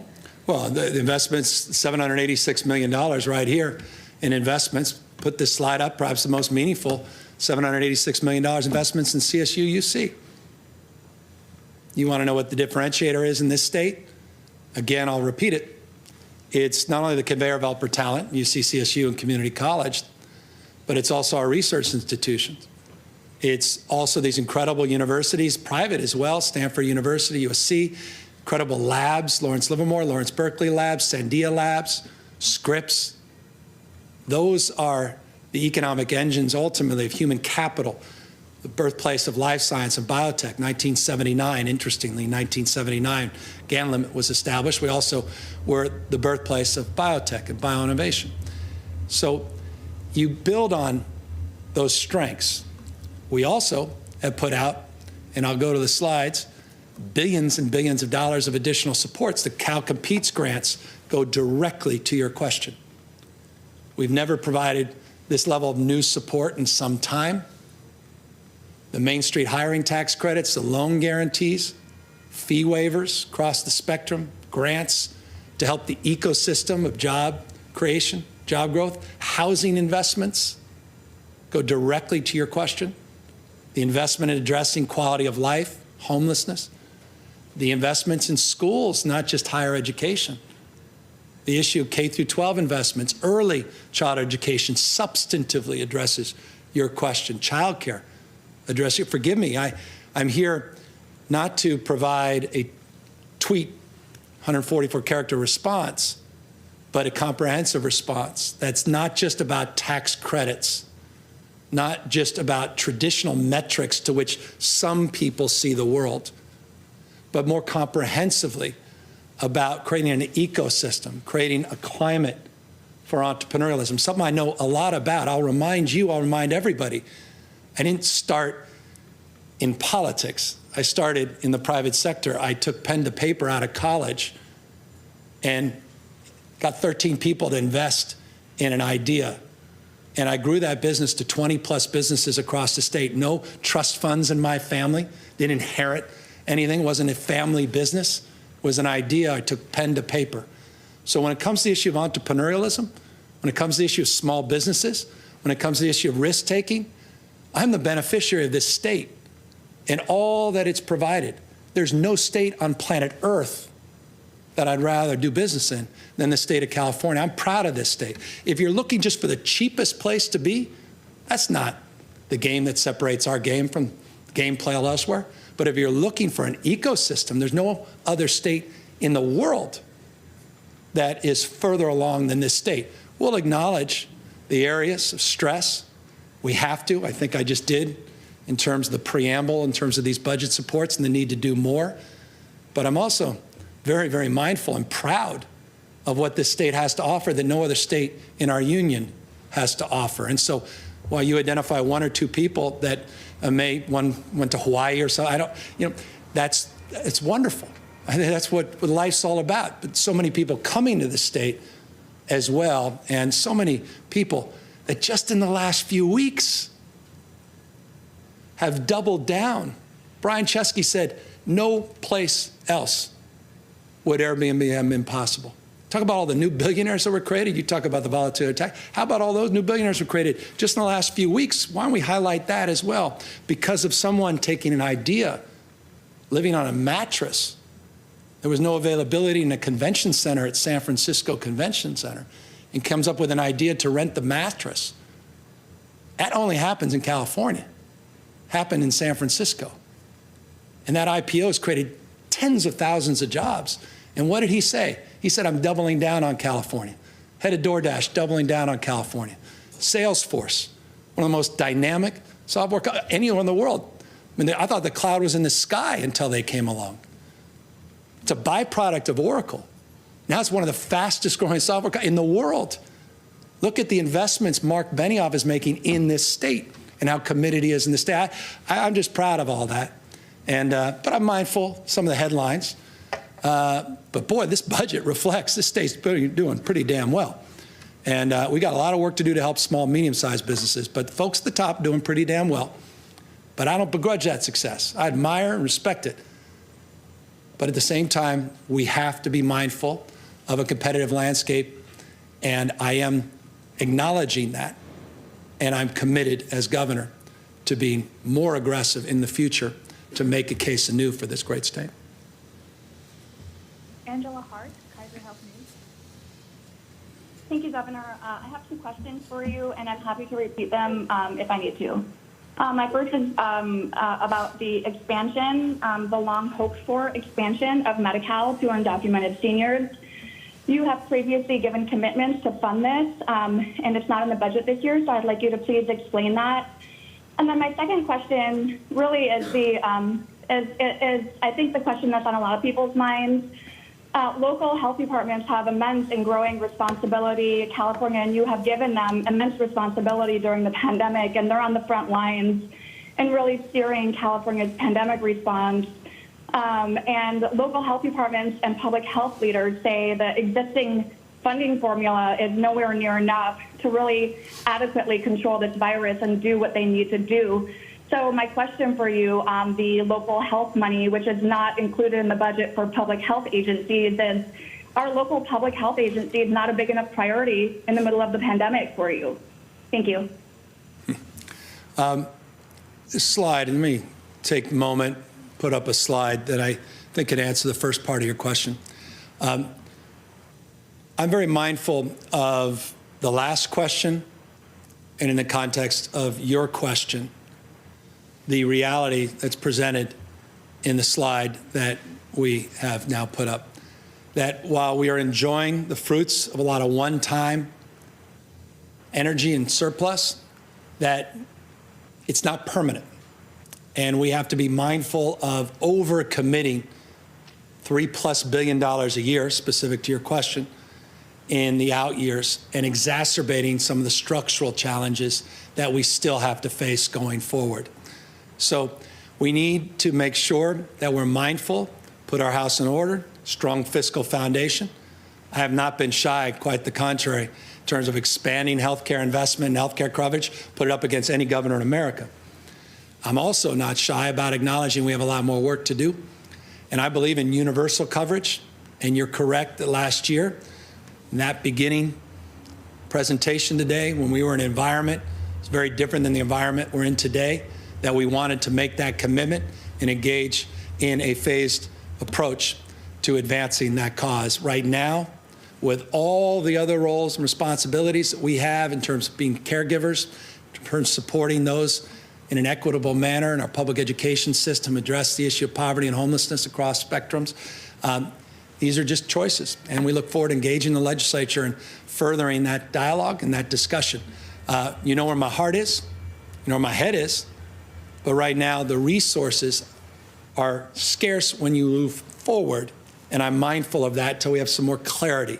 So we hope to architect, we got to 26, we hope to architect something working with the legislature, and I look forward to that engagement. And I know there's some incredible advocates, and Senator Durazo and others, so many. I think all of us share, vast majority of us at least, the goal of universal health care. Now, as it relates to supporting health and health care, we care deeply about that investment, care deeply about that commitment. It's demonstrable in the healthcare investments we've made. And as it relates to this pandemic, the healthcare investments that we promoted as well in this presentation and are promoting in the budget that we're submitting to the legislature.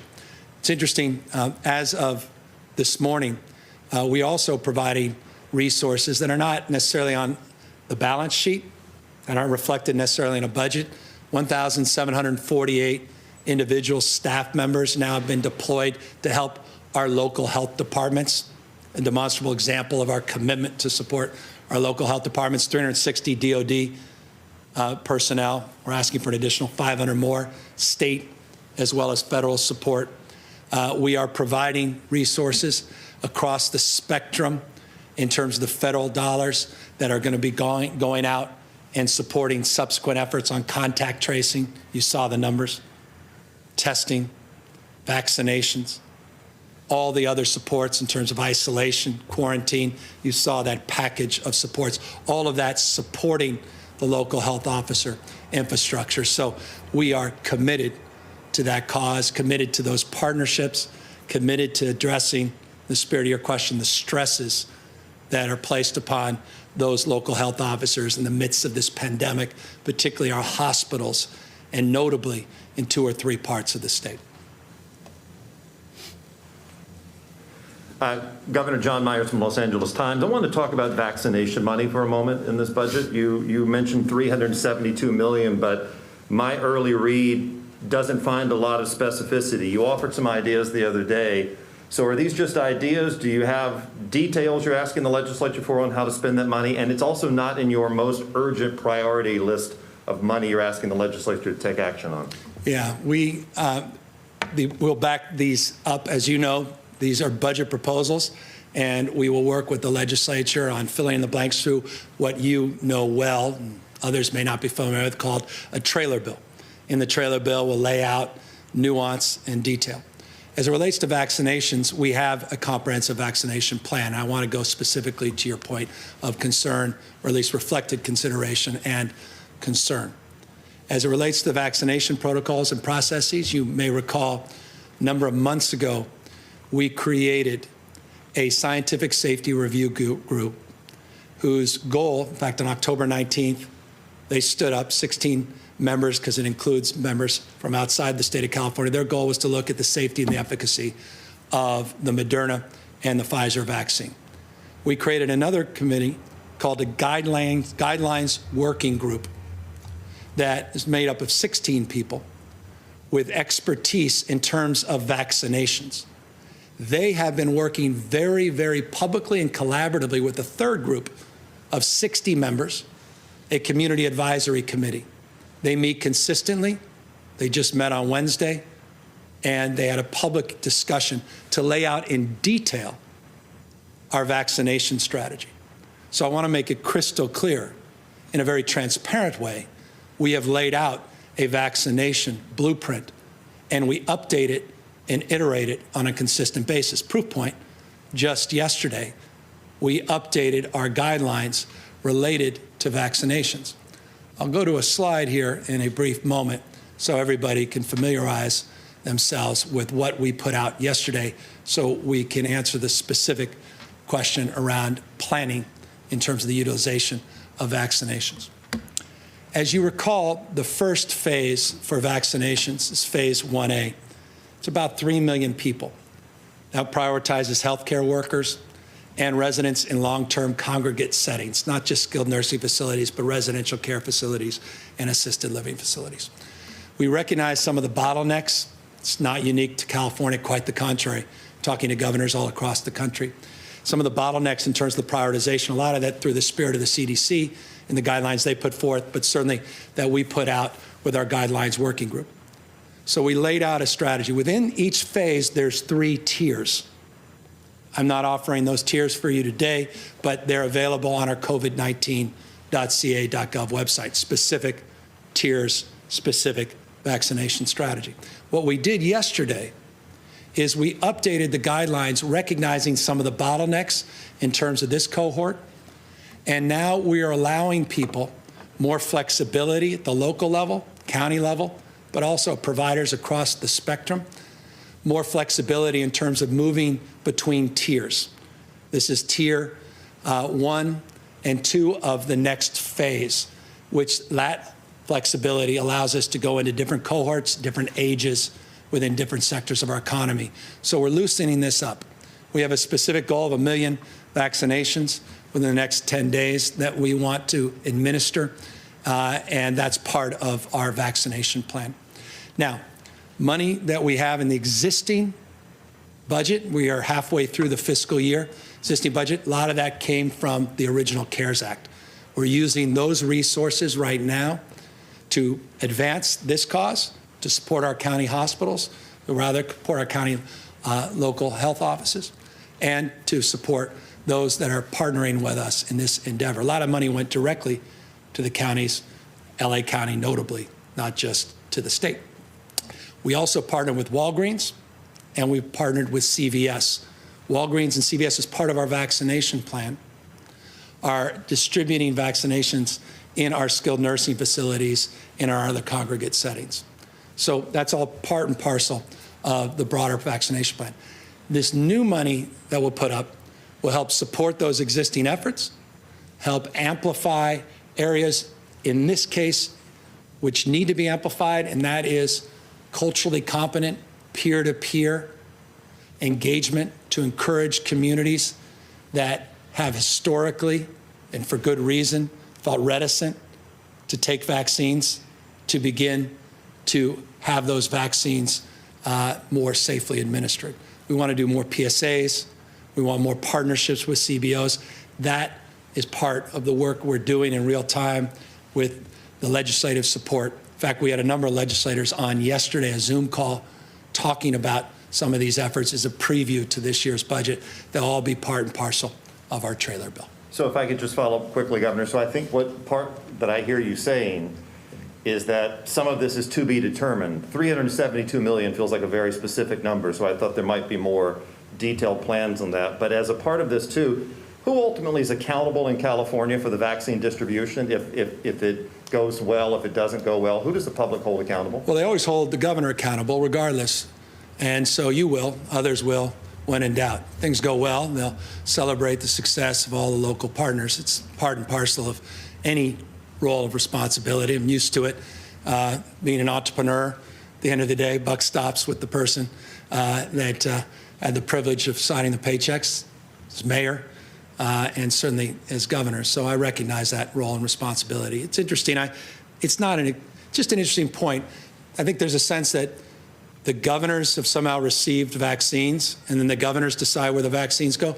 The state of California has not received 1 dose of vaccines. The state didn't receive any. The state was a conduit through these advisory committees of where the vaccines go.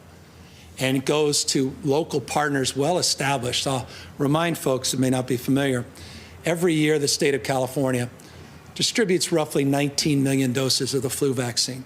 We have a well-established criteria for distribution. Only 10% of those vaccines are actually administered through the county, 90% through a network of providers. So it's through that network of providers that we're looking to distribute the vaccine. Now, this is a state that's larger than 21 states combined. I wish in many respects I, was just managing a small city. The challenge is how one holds accountable all these levers and all these levels of government, all these clinics, partners, health, all the whole spectrum. And therein lies the challenge in application and implementation. And so we're working through all of that. We had a wonderful call yesterday with, panoply of leaders, business leaders, labor leaders, local, state leaders, folks, Planned Parenthood, community clinics across the spectrum, hospitals, and the like, as well as dental association, medical association, legislative leaders, trying to work through all of these nuances and details. We socialized the $372 million. And by the way, Keely will get up, and I recognize you want the actual $372 million. Keely will come up in a moment on the budget, talk about broad strokes, what that trailer bill will actually look like, because there is a framework, and that is a specific number based upon the framework of building supports based on existing plans. But what I give you is a preview of a framework that we're working off of broadly where those dollars will be distributed. And so we'll work with these partners, have a lot of work to do. And but at the end of the day, Governor takes responsibility for whatever anyone wants to put on his or her plate, and I happily accept it. Hi, Governor. Nicole Nixon with CAP Radio. Your budget proposal notes several times the need for additional federal pandemic relief. I want to know what you would like to see specifically from the federal government here. How optimistic are you about getting this, especially now that Democrats control the Senate? And how urgent is another coronavirus relief bill in your mind? Well, we're blessed with the supports we did receive, and I highlighted those supports because I thought it was important to acknowledge what we are the beneficiary of. And by the way, what I didn't acknowledge, just interesting, about $18.6 billion is reflected in those stimulus checks that are coming from the feds into the state. We have billions more reflected in the PPP loans that will come into the state and other supports that were not part of the presentation. So we will be the beneficiary. We estimate, Keely, what, about $100 billion? Over $100 billion of supports that are coming into the state. One has to be forthright and acknowledge that up front. As it relates to your question specifically, I think the biggest disappointment was the support in particular to cities and counties. And as a former county mayor, as a former county supervisor, I'm very, very mindful of the burdens and pressures, particularly as it relates to sales tax revenue, property tax revenue, that those cities and counties are facing. And so that would be an answer to your question. If there was any more urgent need in addition to what we've already received, it would be in that area. Hi, Governor. Katie Orr, KQED News. Back on the vaccines, we've heard you talk about a lot of groups that are involved, a lot of committees. Is there a concern that maybe the state is spending too much time deciding who gets the vaccine and not focusing on actually getting the vaccines out to people? I mean, we know some states, they just have a broad category and people go get them. Also, when will people know it's their turn to get a vaccine, or how will they know it's their turn? Are you going to get a vaccine, and is the first partner going to be vaccinated? Yeah, I made this clear in the past. I'll repeat it today, that we will accept the vaccine. I'll wait until my turn. And wherever we are in the age cohort and the vulnerability matrix that we've put out and socialized, that's where that date will fall. Now, look, as it relates to the prioritization of the vaccines, we do prioritize our healthcare workers. We want to vaccinate the vaccinators. I think that's foundational, and helping our seniors, particularly in congregate facilities, I think is wise, and I think that's the best approach. And that's underway. And we have been administering hundreds and hundreds, that more than any other state. Now, per capita, we have work to do, but more than any other state. As it relates to the comments I just made in relationship to the previous question, I think it's important that I once again show you this slide. We are allowing, and this goes directly to your question, we are allowing now flexibility based upon the health order we put out yesterday. Tomas Aragon, our health director, put out new guidelines yesterday based upon the input we've been receiving from all of our county partners in particular, but also our institutional partners across the spectrum, that they were looking for more flexibility. And this is the flexibility into phase 1B and different tiers that they're now being afforded. And so we want to provide more flexibility, more discretion, but within these broader parameters. We are going after, as it relates to enforcement, because I know there's been discussion for it, if people are monetizing vaccines, vaccines cost nothing. None of you will pay a penny for vaccines. You should not. Someone's charging, they shouldn't be charging. If someone's somehow monetizing the vaccines, or people, some well-known, very rich person that's young and in great health, and, she and he, the rest of their family, 50 folks, and want to have a big party, and they're all going to get a vaccination party, a flagrant violation by a private, we want to go after that. But people using common sense and saying, I'm low on my dose, we're running out, I'm low, not on my dose, I have about extra 3 or 4 doses in this vial, and there's no one that showed up in line, or this person decided last minute not to take it. And then there's this, 64-year-old senior who's there saying, well, by definition, we want to allow that flexibility. So common sense. Go after the flagrant, support common sense, and now formally, to your question, providing more flexibility between these phases. A quick follow-up. I know you said you'd wait until your category comes up, but do you think maybe as the governor of California, one of the largest states, that maybe you should get priority, ensure continuity of government? My humble opinion is I don't think that will sit well with people, and I am happy to wait my turn. Alex Michelson, Fox 11. Please let me make this one work. Thank you, Governor. I have a big picture question about this year specifically. How do you balance the need for taxes, the need for revenue, with the real pain that people are feeling right now? I mean, how do you think about this in a way? Because there's some that may flee California or be frustrated with the business situation in this state, but then others that are clearly hurting so much right now. Well, we're proposing no tax increases. We're balancing a budget. We have record reserves. We're using some of those reserves to pay down over the next few years $9.5 billion in pension obligations, the highest commitment in our state's history. We're being mindful of the one-time nature of a lot of the revenue windfall, and we're investing it in one-time purposes. We're investing $10 billion in infrastructure. We're investing in tax credits and tax supports, regulatory relief, regulatory reform. We're investing in housing and homelessness, unprecedented amount of money in public education, supporting our higher education partnerships, as well as investing in utilizing resources from this surplus to help support the most vulnerable Californians. Tripling of the earned income tax credit, the efforts over the last 18 months. Investments unprecedented in terms of getting money in the pockets of the most vulnerable Californians, $4 million with that $2.4 billion Golden State appropriation that we hope to advance. So I think we're finding that balance, at least that's what we're proposing, is a balanced approach consistent with our values, mindful of those stresses that you rightfully bring up in this year's budget. So that's, this budget I hope is an answer subsequently to that question, but make no mistake, there are some that are talking about wealth taxes, some that are talking about big income taxes. They just don't, they're not part of the conversation. And so I hope people are mindful of that. I hope we can communicate that. And those that are promoting that, I hope they just learn about the facts. And we all, I think, are better off when we are beneficiaries of the truth and not people's agendas.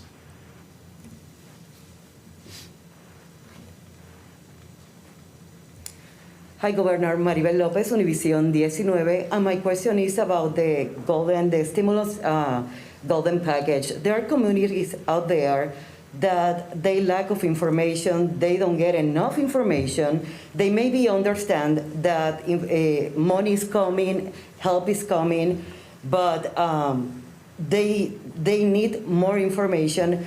Do you plan to assign, besides the California Franchise Tax Board, more organizations that can help these people?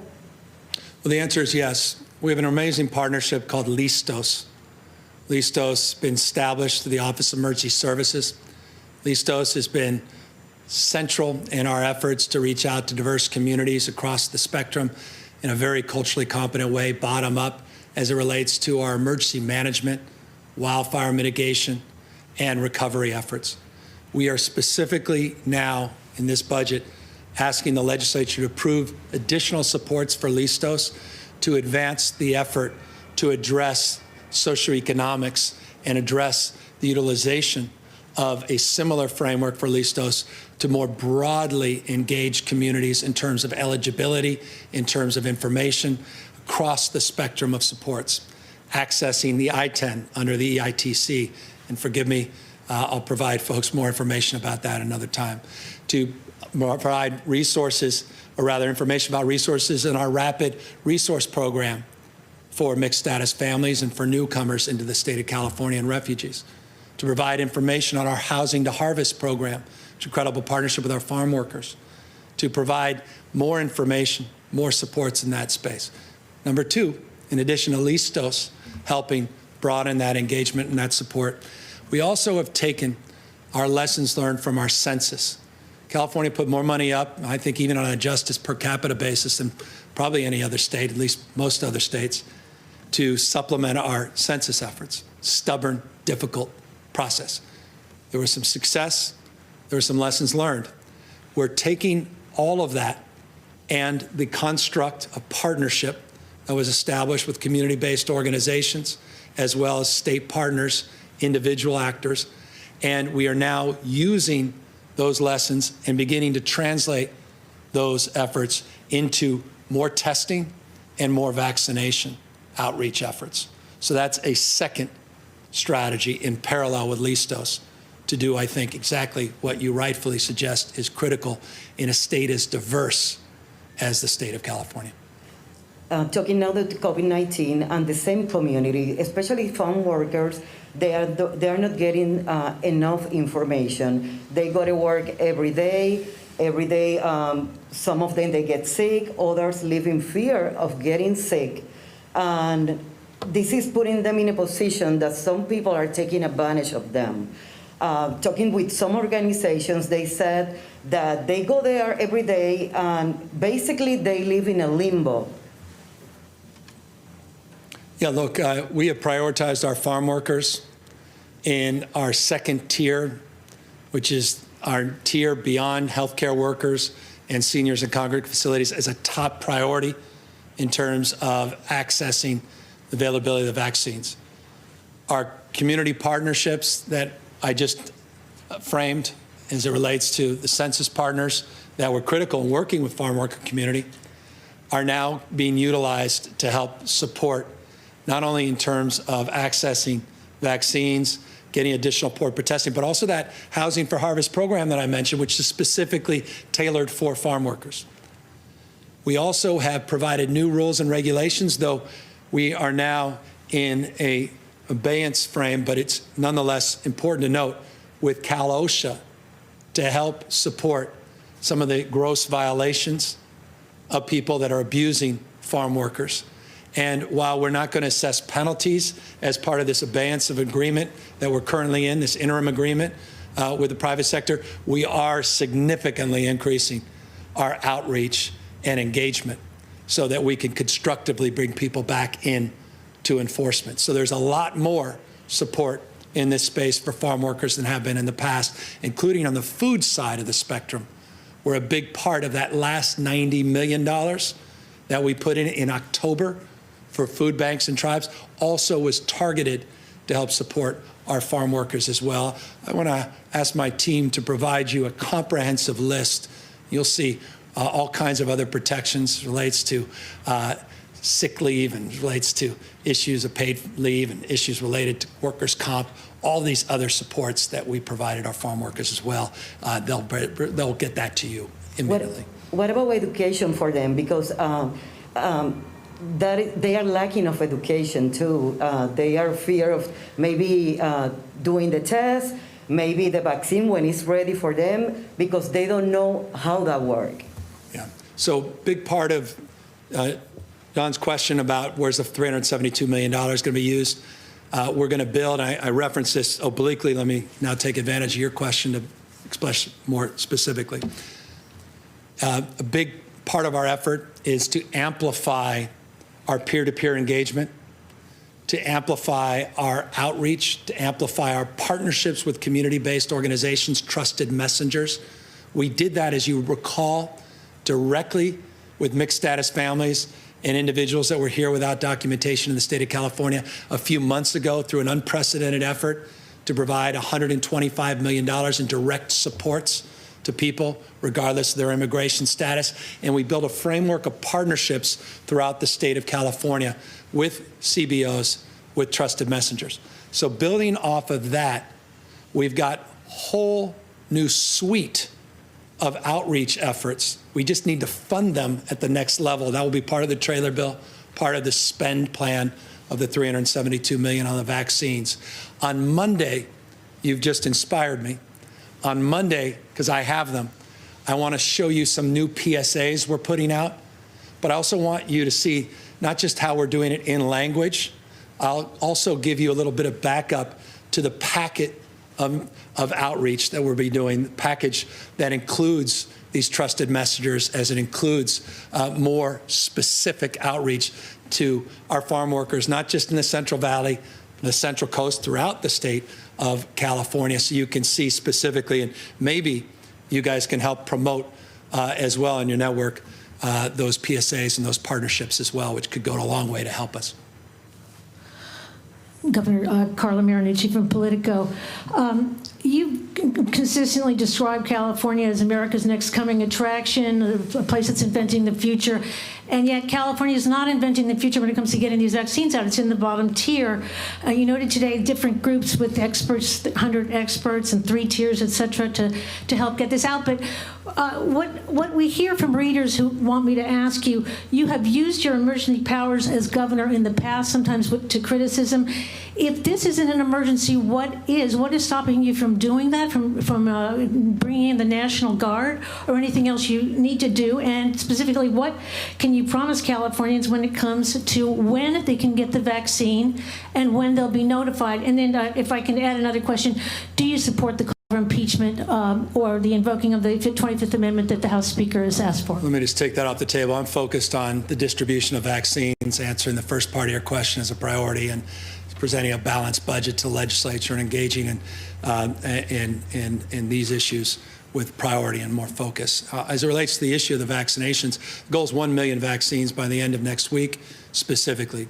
The specific guidelines are presented in these slides. Let's bring back the slide so there's no ambiguity, no confusion. And I want to encourage people to go to the covid19.ca.gov website, covid19.ca.gov website, and learn more about where the prioritization is in terms of these vaccines. I'll remind people, we're in receipt of 2,050,000 doses as of last night. Those numbers change hourly and daily. We'll update the numbers tomorrow. So we have 2 million that we've received. We have 3 million people that are in that first cohort. Even if all 2 million doses were applied, it represents a de minimis number of Californians. There's simply no other doses that we have to distribute. That's frustrating for everybody. But I also think it's an important point to remind people of. If this nation, and by the way, California is not unique. If we're today at just shy of 30% distribution of the vaccines, some are 20, 25, we were 25 3 days ago, we may be at 33, we were 33% a few days prior, which was one of the top tier. I mean, it just goes day to day, it depends when you look at the data. It's still inexcusable, but if this country administered all the vaccines, it diminished. I mean, it's a very small percentage of Americans would have it. So the reality is, there's this sort of false notion that we're in a race to reopen with the vaccines. Well, that may be true, but there's this sort of false pretense that somehow the vaccines are plentiful when they're not. They're still in a frame of scarcity. And so we are preparing for the day where there's a framework of abundance. And we look forward to that with the next administration. But we're in a scarcity frame now, and we've tried to prioritize within that scarcity frame, but we now acknowledge, and that was the change yesterday, specifically, that we needed to loosen up those tiers, and we have now. So we're going to see faster administration. You'll see that. Hold me accountable, you will. Next week, I told you the goal, $1 million. End of the week, 10 days. So that's the goal, specific goal, we have specific plan. Trying to hold folks accountable at all levels, across the spectrum. That was our deeper conversation yesterday after 100 conversations over the course of the last many, many months. We've been working on this for some time. Similar struggles are happening most other states in the country. Not an excuse. So we are committing ourselves with resolve to address those issues. And I'm very mindful of the urgency to do so. So as more vaccines come into the state, we will then broaden the spectrum to include the folks on this slide. This is phase 1C. This may include many more of you, folks that are watching, folks that may be here, maybe even you, Carla. In this sector, phase 1C are individuals 50 and over, but also 16 to 64 that have medical conditions and or disability.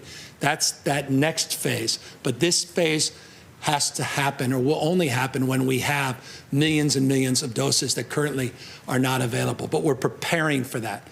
And with urgency, we are preparing for that. Now, you asked about the National Guard. We have the National Guard. We are using the National Guard. We have National Guard strike teams that are administering these vaccines. You ask about emergency powers. You don't need to exercise your emergency powers. You need to exercise your role and responsibility to encourage state agencies, local governmental actors to move more quickly and be more flexible. We did that this week specifically with the dentists, and now dentists can administer the shots. We did that through what others may refer to as an emergency declaration. It was just a simple waiver where we did provide pharmacy techs the ability to administer.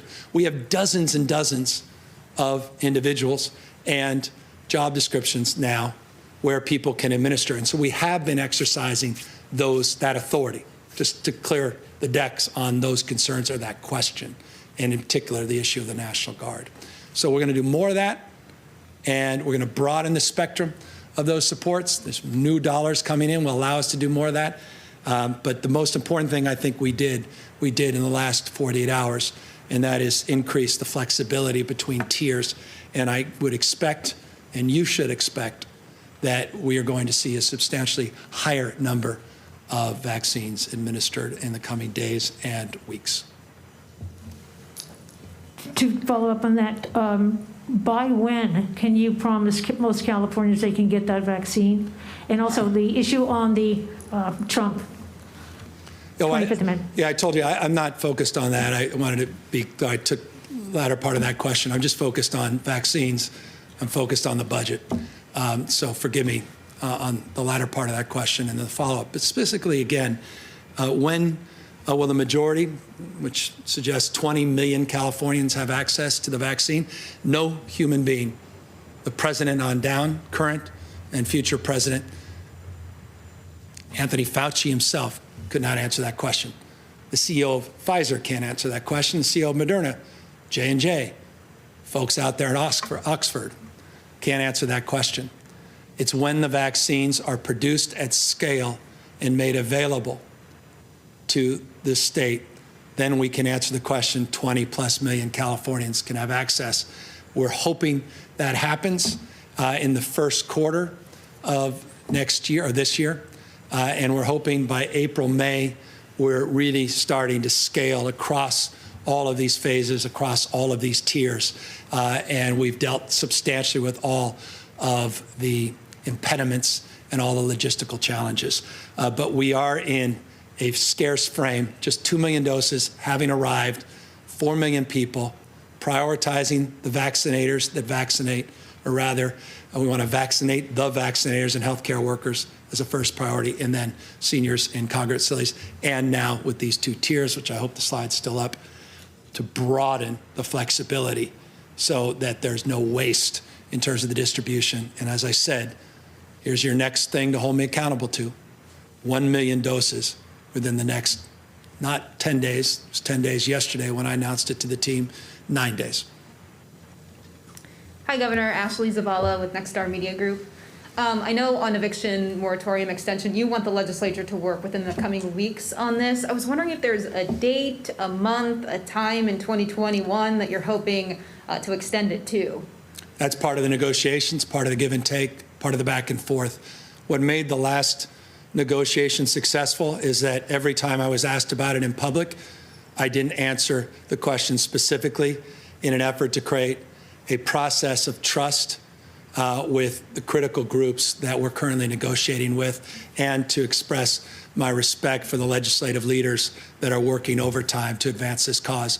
I'll maintain that stubbornly, I know, and forgive me in advance, as we are engaged now in the midst of engagement with all of the parties and legislative leaders on this extension of this moratorium that's due to expire on the 31st of this month.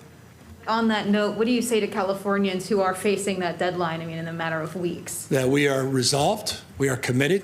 The reason I amplified the point today on multiple occasions in this presentation is that it's a top priority for me, and I know the legislative leaders.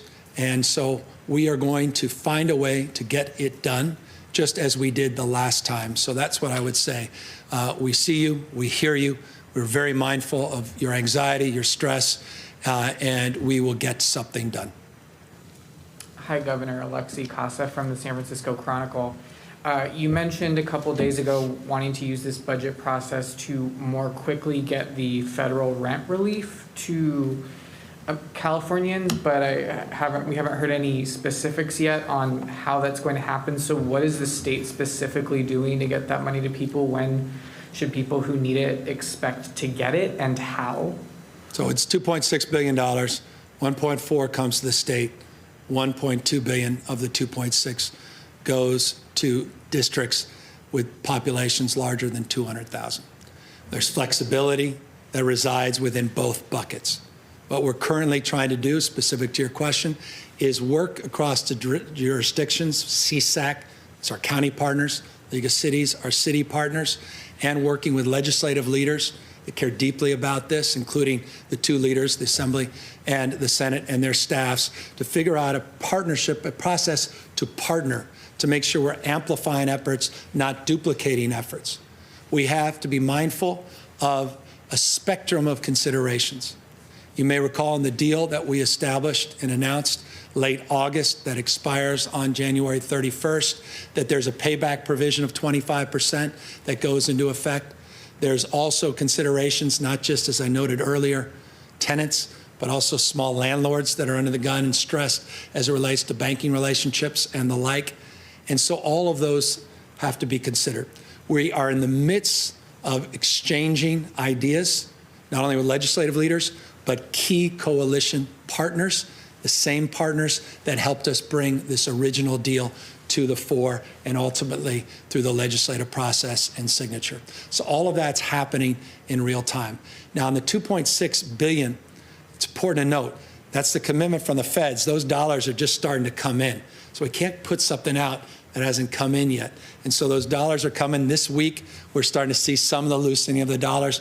Other dollars are starting to come in across the spectrum. And so as quick as they come in, once we have the appropriate framework, we'll get those dollars right out. And so there's urgency across the spectrum. We are deeply engaged and deeply mindful that this needs to happen in days, not weeks, because January 31st is around the corner. And if we're going to move legislation, you have to have an agreement very, very shortly, both on the moratorium and both on the distribution of those federal dollars to parallel and to support those broader deals. We have to have those in the next number of days, or at least within the next week or so. So, given the urgency that you recognize, is there a timeline at this point for when people might expect to receive that money? Are you looking at some kind of application process? I mean, what is the framework that you're developing? We're figuring out that money? there is no framework that's been pre-established. So we have to determine the framework. We have to determine the partnerships. Do you work? This is a negotiation. There are all kinds of considerations. Here's just to lay it bare. Here's what I'm trying to avoid. That the cities get $1 billion+ and they go in 20 different directions.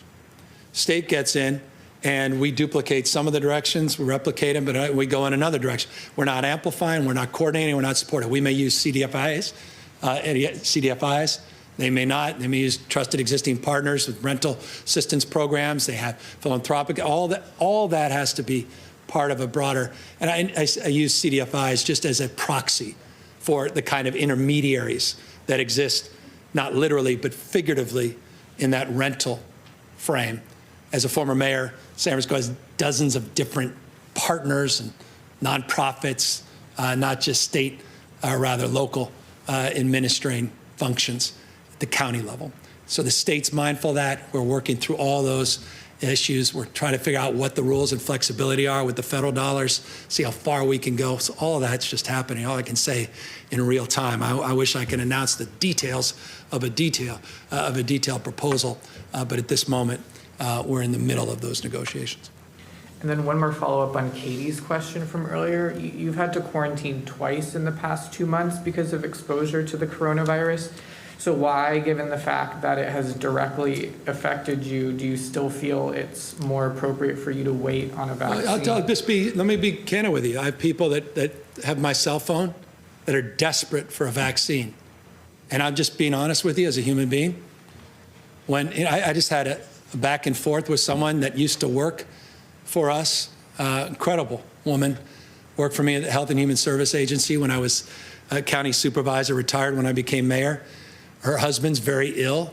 He's desperate to get the vaccine. And I spent a good deal of time trying to help her just because my heart was heavy. And all I can think about is, I'm going to get a vaccine before he does. I can't do that. That's my answer.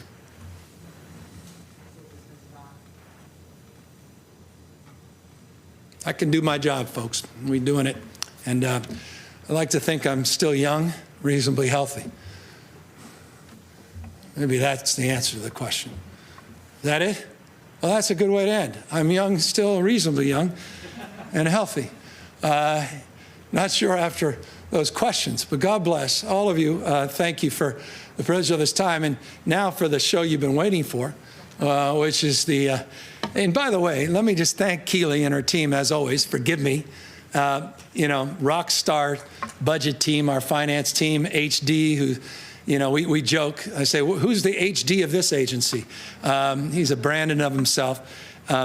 These guys are remarkable. Keely's done another amazing job, and her entire team. I know she'll recognize them. Thank Ana Montesantos. I want to thank Ann O'Leary, whose last day is today. She worked hard for months on this budget. I want to thank all of our team for the hours and hours. Hard to describe. No one particularly cares, but matters to at least those of us who worked on it. This is hundreds of hours of work, long weekends, long nights, and I just want to applaud and thank them. And again, in closing, I say again only because I want to reinforce, if I wasn't clear enough, just in anticipation and expectation and gratitude with the California legislature, to the pro tem Tony Atkins, to our speaker Anthony Rendon, to the budget chairs Ting and Skinner, to all of the legislative leaders. Thank you in advance for the seriousness of purpose. I know we will have an extraordinary give and take, this dialectic we're all well familiar with, but the spirit of this moment, I think, and the values that we speak to today, I think really will define the next few months. And I'm confident in our capacity to do big things and do them quickly. And so thank you to the legislature in advance. With that, Keely Bosser and the finance team to actually answer all the detailed questions on this year's budget.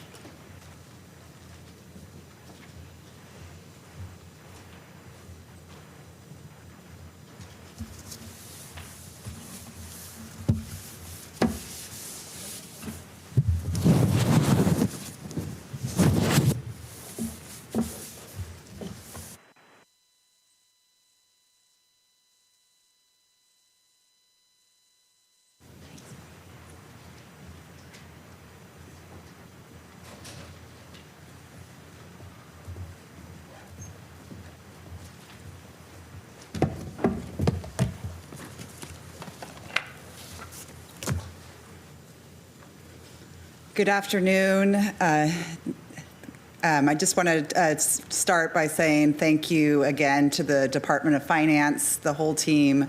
It's a huge effort every year, all through the holidays, but this year on top of an incredibly difficult year.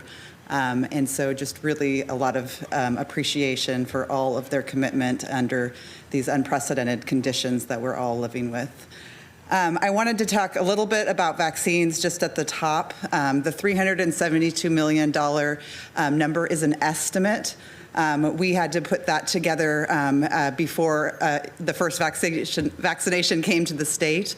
It's roughly based on an allocation of resources, not just for information technology that's responsible for getting us the numbers about how and who is getting vaccinated, but also logistics and commodities about distribution to different vaccination sites, and then communications, making sure that people understand the safety around the vaccines, and that we do get a high vaccination rate. The strategies to deploy the vaccines quickly are changing real time as we identify gaps in the county infrastructure around the state, and so those numbers can go up. As we have seen since the pandemic began, we are in an emergency posture. So what is needed, we are able to take from the reserve and allocate for the immediate needs. And so the 372 is really just an estimate at this time, and things are really changing rapidly and will continue to be adjusted as we go forward. I thought maybe I'd just start with crosswalking between our surplus and the LAOs, since that's the last point of reference that everybody really has focused on. Theirs was a $26 billion number. As opposed to the past, we actually have a very similar view of the revenues to the LAO, and that's not a big difference in the surplus number. The two pieces that are different are the interpretation of Proposition 2 in the current year. That's about $4.5 billion worth of the difference. We do true up the current year by putting more money into the reserve in the current year, even though we did take that emergency withdrawal last year to help balance the budget in 2021. The second piece is that their estimates just do not reflect all of the expenditures on emergencies, especially wildfires, and some of the COVID response emergencies that we had that information. So that they will be adjusting their numbers when they come out later this month. Just a little bit also about federal funds. Obviously, the stimulus was put to bed after we were putting our budget, finalizing our budget. So those monies are not reflected in the budget. We are working real time on different technical things that we will need to work with the legislature in terms of appropriations or other current year language that will allow us to move quickly to move those monies through. They are also not reflected in our economic estimates because it is over $100 billion coming into the state from that stimulus. That does have an impact, and we will reflect that impact in our updated revisions in April. At that, I'd really like to answer any questions that people have that to follow up on anything that was in the governor's presentation.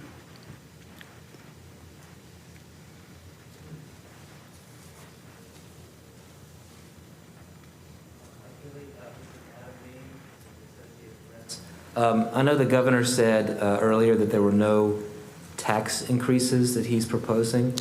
I know last year there were several, I guess you could call them temporary tax increases or changes. Are those gone now, or are those still in the budget? No, those are not gone. Those were temporary. They were for a 3-year period, and the budget still reflects those proposals from last year that were enacted by the legislature. There are a few things. There's no general tax increases. There are some issues that are specific to certain parts of the budget. For example, the Department of Toxic Substances Control. We continue to pursue major reforms there, not just in how that department and their mission is funded, but also governance changes to that department. So that's still reflected in the budget. That was a proposal that we made last year as well. The other proposal that is an increase that's targeted is an increase on the pesticide mill fee.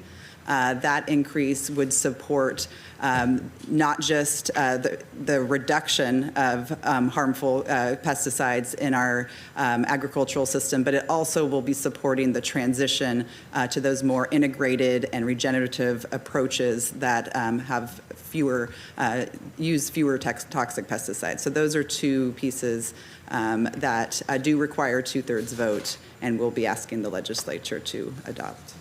I also wanted to ask, I know the LAO referred to it as a windfall, is one time. I think I heard the governor refer to it at least once as a surplus. I just wanted to get the administration's thinking of this windfall or surplus. Right. So there's a significant revision upward in the revenue forecast. There's no other way to say that. 3 things that are really the impacts. First of all, we got it wrong in April about how deep the recession was going to be. Second of all, we also got it wrong that there was more inequality in the impacts of this pandemic than we expected. And then the third thing is just that the stock market has gone up and up and up, which was not in our forecast. So those 3 factors are the main factors driving the revenue. We do think that it is mainly one time, which the governor put up the slide with the structural deficits. We still project that expenditures are going to outpace revenues starting in the budget year +1, so in 22-23. So we see the highest level ever in capital gains, $185 billion in capital gains. That's resulting in $18.5 billion in tax revenues. That is an old story about the volatility of revenues, but it still exists today. That's something that's really driving some of those Prop 2 deposits, which are obviously really critical to us maintaining the stability and being able to support programs over the long term. And then finally, if I may, just with this surplus or windfall, can you say like how you're spending it, or is it just kind of absorbed into the budget? Yes. So the roughly $15 billion surplus, and we have sort of a different frame here than we've had in the past, but the $34 billion of resiliency is a combination of our reserves and also the discretionary surplus. But we always build the operating reserve into our discretionary surplus because that's a choice. We could choose to spend that, but we choose to leave some in that operating reserve. First thing that this $15 billion, so the first thing that $15 billion is being spent on is a $2.9 billion operating reserve. We're also restoring all the suspended programs for the year. That means we've moved those suspensions out a full year. That's $1.3 billion. We've got another $4 billion that's broadly for the jobs and economic recovery packages that have been in various forms. And I just want to caution because there are a lot of different tables in our budget, and I think those will be helpful. Some of the things like in the jobs and economic recovery, $14 billion page, they are tax credits, so that the way they hit our budget are actually different than how they're reflected because that revenue loss will be in future years, usually. The other thing is housing and homelessness. There's $2.3 billion on housing and homelessness, around $786 million for UC and CSU. We are building in, again, emergency response is still the primary day-to-day for government right now on the COVID-19 pandemic, and we have built in an estimate of another $700 million that we Some of it, we don't know what is going to come up around the corner, but important to hold space in our budget to make sure that we can address the emergencies as they come up. Another $675 million for both the fire prevention and forest health, but also in increasing our firefighting capabilities going into the next fire season.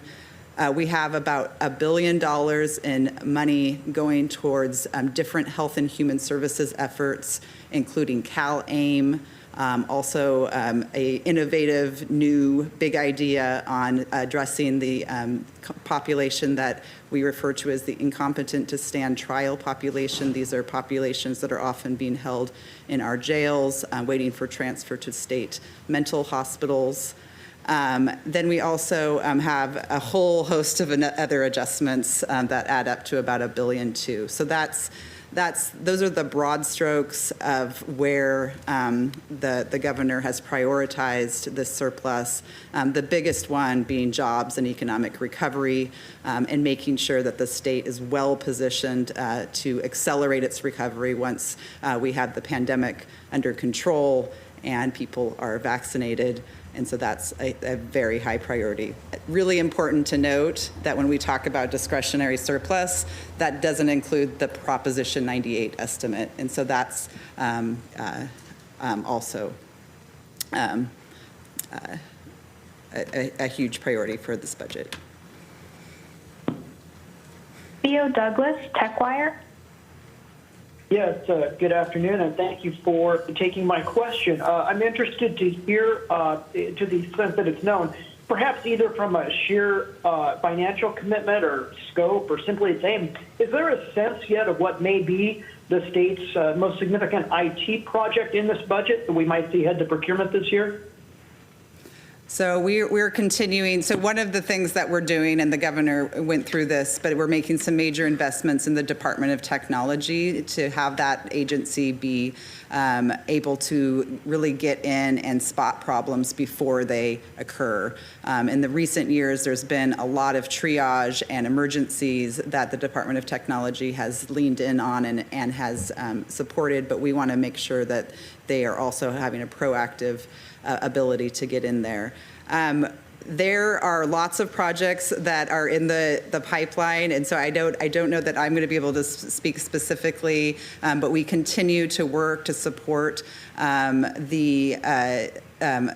a new payroll system for the state. That's going to be a very big deal, working very closely with the state controller's office and with the Government Operations Agency and CalHR, who are all of government will be involved, similar to our Fiscal budget system. So that will be a very big undertaking. There also continues to be a lot of work in the Health and Human Services Agency on many of the large IT projects there, including the child welfare system. Hi, Laurel Rosenhall with Cal Matters. The summary chart by agency describes an almost 82% reduction in EPA, or environmental protection, and a more than 300% increase in labor and workforce development. Those being two huge changes, could you just give us a sense of what's included in those reductions and increases? So a lot of those are probably driven by the backing out of one-time money, and I'm going to have to get back to you specifically on those those changes, because I don't have that at my fingertips. But the workforce development, there's a large increase in additional money for workforce development that we have in the budget, and that's probably a portion of the labor and workforce piece. In terms of EPA, I need to get back to you. I'm so sorry. That's okay. And then also, is there allocation on broadband? I know the governor said something that's something he wants to do, but is there like a fee or a bond or how? There are so many different strategies that have already been introduced in the legislature, and it is a high priority for the governor to work collaboratively with the legislature to make significant progress on broadband for all plan that really addresses some of the really nagging issues that the state has faced for years, not just in urban areas, but in the rural areas. It's going to take different strategies, and we're going to want to position ourselves to be able to take advantage of additional federal monies that we're anticipating as well. So we don't have a specific proposal is the short answer, and we want to work directly with the legislature on the shared priority to really make meaningful progress in expanding broadband. Thank you. One quick final one on state worker compensation, which was cut last year. Would you describe that as being restored this year, or just possibly depending on each bargaining unit's priorities? So we have a statement on this specifically. We hope to be able to restore the pay reductions in the budget year, but we need to look at the May revision to see if that is something that can be afforded, and we'll make a determination at that time. And we would also plan to restore anything through the collective bargaining process once we make that determination. Thank you. Hi, Keely. Sophia Bolag with the Sacramento Bee. I know you talked about the vaccine money up at the top, but I just want to make sure I'm understanding that money correctly. So the $372 million, is that the same as the $300+ million that the governor talked about on Monday? It is. It is. It's an estimate. So there is not there. It looks like it's a precise number, but I will say it is an estimate based on early plans on how what the state needed to do to fill in the gaps to get that done. So that's. Got it. And so is that going to be coming out of an emergency account? Correct. So we would work with the legislature as we have throughout the year on emergency spending allocations through working with the Joint Legislative Budget Committee and thinking and making sure that we're identifying and working with them collaboratively on how to address these emergency expenditures that are driving real costs that impact the budget.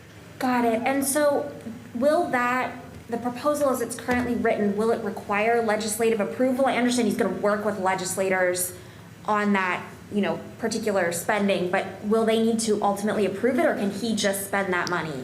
Since we've been in the COVID-19 emergency, we have this account, the disaster response emergency account, and that is the money that we do notify the legislature when we're transferring money into that account, and then we've had a regular cadence of meetings and briefings, especially when exceptional new expenditure items are coming up, and so we can continue to do that. So the short answer, again, sorry I started with the long answer, is that we do not need approval to expend that money because it's part of the overall emergency response.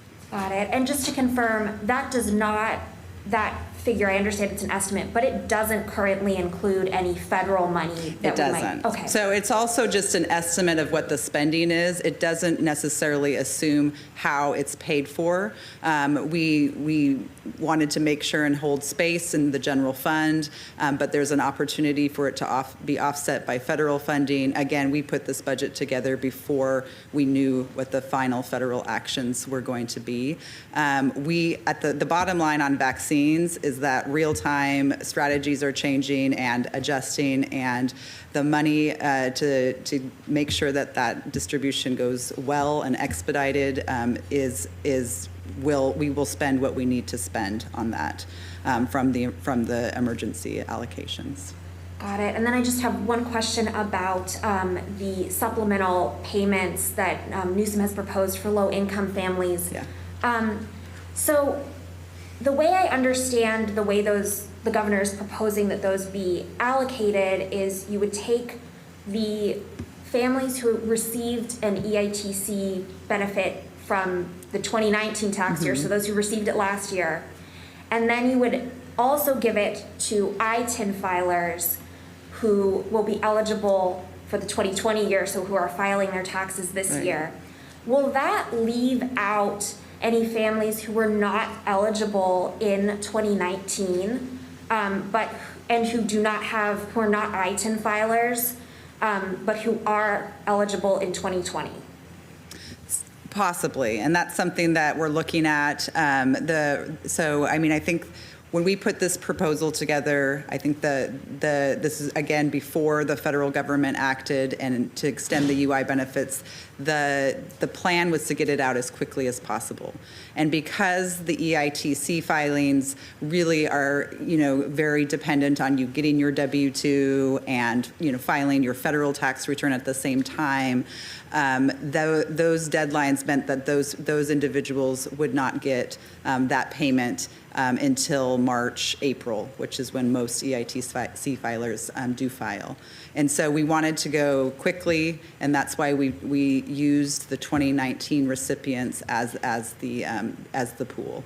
Certainly, there has been a lot of changes to people's individual household income, and there are potentially some individuals who didn't qualify in 2019 that could qualify in 2020. And so that is something that we are looking at, and we're continuing to work with the legislature, but that is not part of the proposal because the idea was to go quickly and get that stimulus out on the street as quickly as possible. Got it. So at this point, anyone who might be left out in that sort of gap, the governor's proposal is not to cover those people at the moment. But it's being the $2.4 billion reflects an estimate. So the $2.4 billion in expenditures reflects an estimate based on the 2019 filers, plus our estimate of who would have been eligible, who are ITIN filers that were not eligible for the 2019 tax year, but will be in 2020. Got it. Thank you so much. Angela Hart, Kaiser Health News. Yes. Thank you, Keely. I want to wanted to just run through some questions, really, on the three of them for fact checking around the COVID proposed expenditures. Can you hear me, okay, Keely? Yes, I absolutely can. Okay, thank you. I just want to.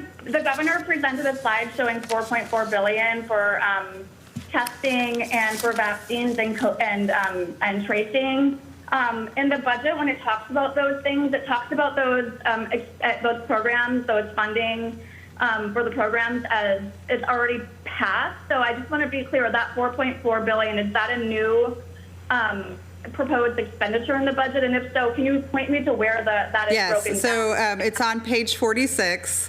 And this is a table that you will be familiar with because it's one that we've been updating throughout the pandemic, and we actually updated it a few times this fall since the Budget Act estimate. Again, these are slightly different because these are estimates. This is an emergency. It's dynamic. We do try and project and plan some expenditures, and that's what the $4.4 billion reflects. So, but the $4.4 billion is in comparison to what was included in the 2020 Budget Act, and so some of it are related to things that are already in process, like the Valencia lab, like the increased contact tracing that we've been doing, like all of the CDCR emergency expenditures to manage and reduce the spread in the prisons. So it is a slightly different thing because we are in this emergency, and it's a complex emergency with a lot of different lines of effort. And so we're really trying to make sure that the people of California have the transparency and understanding of where the money is going in the emergency. So what's the right way to explain that? It's not, sorry, I just have a So the budget, I would say the budget reflects updated estimates of COVID-19 emergency response of $4.4 billion additional money. But that's not a new proposed expenditure, correct? No, it's just some of them, again, it's all coming out of the reserve, so it is not brand new. I guess the answer is right. It is not brand new. It's an updated estimate. Hi, Keely. Nicole Nixon with Cap Radio. I see 2 new offices being created here, housing accountability and healthcare affordability. Can the administration just create those offices, or do they need a bill from the legislature to do that? So not a new office in housing, but a new office of healthcare affordability. And that's something we will need to work with the legislature on establishing. It's something we've been working on from pre-pandemic times. Really important to increase cost transparency and also work to reduce the cost of healthcare so we can move more closely to expand healthcare to all Californians. And then can you just briefly talk about ideal budgets for these? Oh gosh, thank you. I don't know if I have that at my fingertips, but I will get that for you. The other office that we're creating is within the Department of Healthcare Services, and it's related to Medicare and innovation. We look forward to working with the next administration at the federal level on different ways that we can leverage our state's Medicaid system and the Medicare benefits that are obviously received by many millions of Californians to really expand the long-term care and supports that are available to individuals who are not on Medi-Cal but are on Medicare. One more question. I'm sorry if this has been addressed. I see on homelessness, 1.75 billion. Is that mostly for room key and home key? And is that all that's in the budget? And to me, that says that these projects have been successful. The governor just wants to spend money building on them. Yes. So 1.75 billion is the resources that are dedicated directly to homelessness. It's all reflects investments in additional infrastructure. 750 million will build on the home key efforts to purchase motels around the state that really provide a very good and cost-effective way to stand up a lot of housing quickly. But then we have two other additional strategies, recognizing that there are a lot of complex needs in the homeless population and there's different continuum of care that's needed. We have 750 million for healthcare services that will specifically support grants to counties to build or to purchase facilities for short-term mental health stays and to support individuals that are experiencing mental illness. The second piece is 250 million through the Department of Social Services to really take extra care to purchase and expand or rehabilitate our residential care for the elderly homes, which are small homes that are an incredibly important part of our senior housing continuum. And so we want to make sure and wrap around those homes to both preserve and grow the availability of those low-cost options for seniors. Jackie Fox, Cal Matters. Yes. Hi there. So the budget document, thank you so much for taking these questions. The budget document references $1.3 billion in food assistance for California. And I'm wondering if you are getting information about what that will look like. Is that more pandemic EBT or continued SNAP benefits or something new? Stay tuned. I mean, we're checking websites daily and also working directly with our members of our staff that work in Washington, D.C. to make sure that we're following all of the guidance that the federal government's putting out on those new monies. So we will have to get back to you on what exactly that additional money will be able to be allocated to. Hi, Keely. It's Alexi from the San Francisco Chronicle. I just wanted to clarify something you mentioned earlier. I think you said there were about $1.3 billion in suspensions that were being reversed. This is separate from the program cuts that the state had hoped to use the federal money for? So could you clarify what those are? Absolutely. There's some confusions about that. There were two different sets of reductions last year. There was these programs that we were suspending, and they were not suspended in the current fiscal year. They were suspended starting July 1 of 2021, and most of them January 1, 2022. And so those programs have not been cut. A lot of them are recent expansions to the state's health and human services programs, but they also include a 7% reduction in IHSS, as well as some reductions in provider rates. So those things have not been cut. They weren't cut last year, and now we're actually proposing to further delay those suspensions. We keep them on, the governor, we have proposed to keep them on the books, if you will, for future years, because we obviously do have structural deficits starting in 22, 23, and it may be that we will need to use those suspensions to help balance our budget. The other thing that you're referring to is the trigger cuts, or the cuts that went into effect that we were hoping, that went into effect July 1, but we were hoping for federal funds to buy those cuts out. Those cuts happened starting July 1, and we have various proposals that make additional investments in all of the areas that were cut. The judicial branch, UC and CSU are both getting 3% growth. The judicial branch is getting 3.6% growth, I believe, a COLA there, as well as child support services. There have been restorations made in that program as well, given the revised revenue estimates. And then, of course, our state employees, I talked about that earlier. We hope that we have additional money to be able to restore the budget year reductions, and we will make a final determination in May, and we will work through the collective bargaining process on implementing that determination. Hi, Keely, it's Adam again. Hi. Thanks for doing this.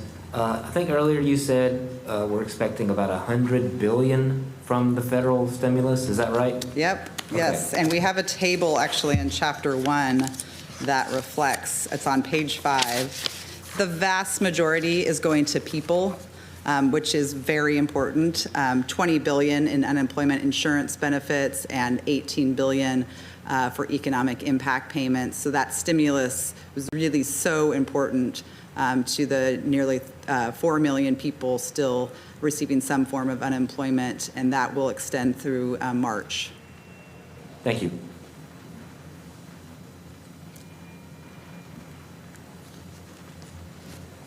Well, thank you, everyone.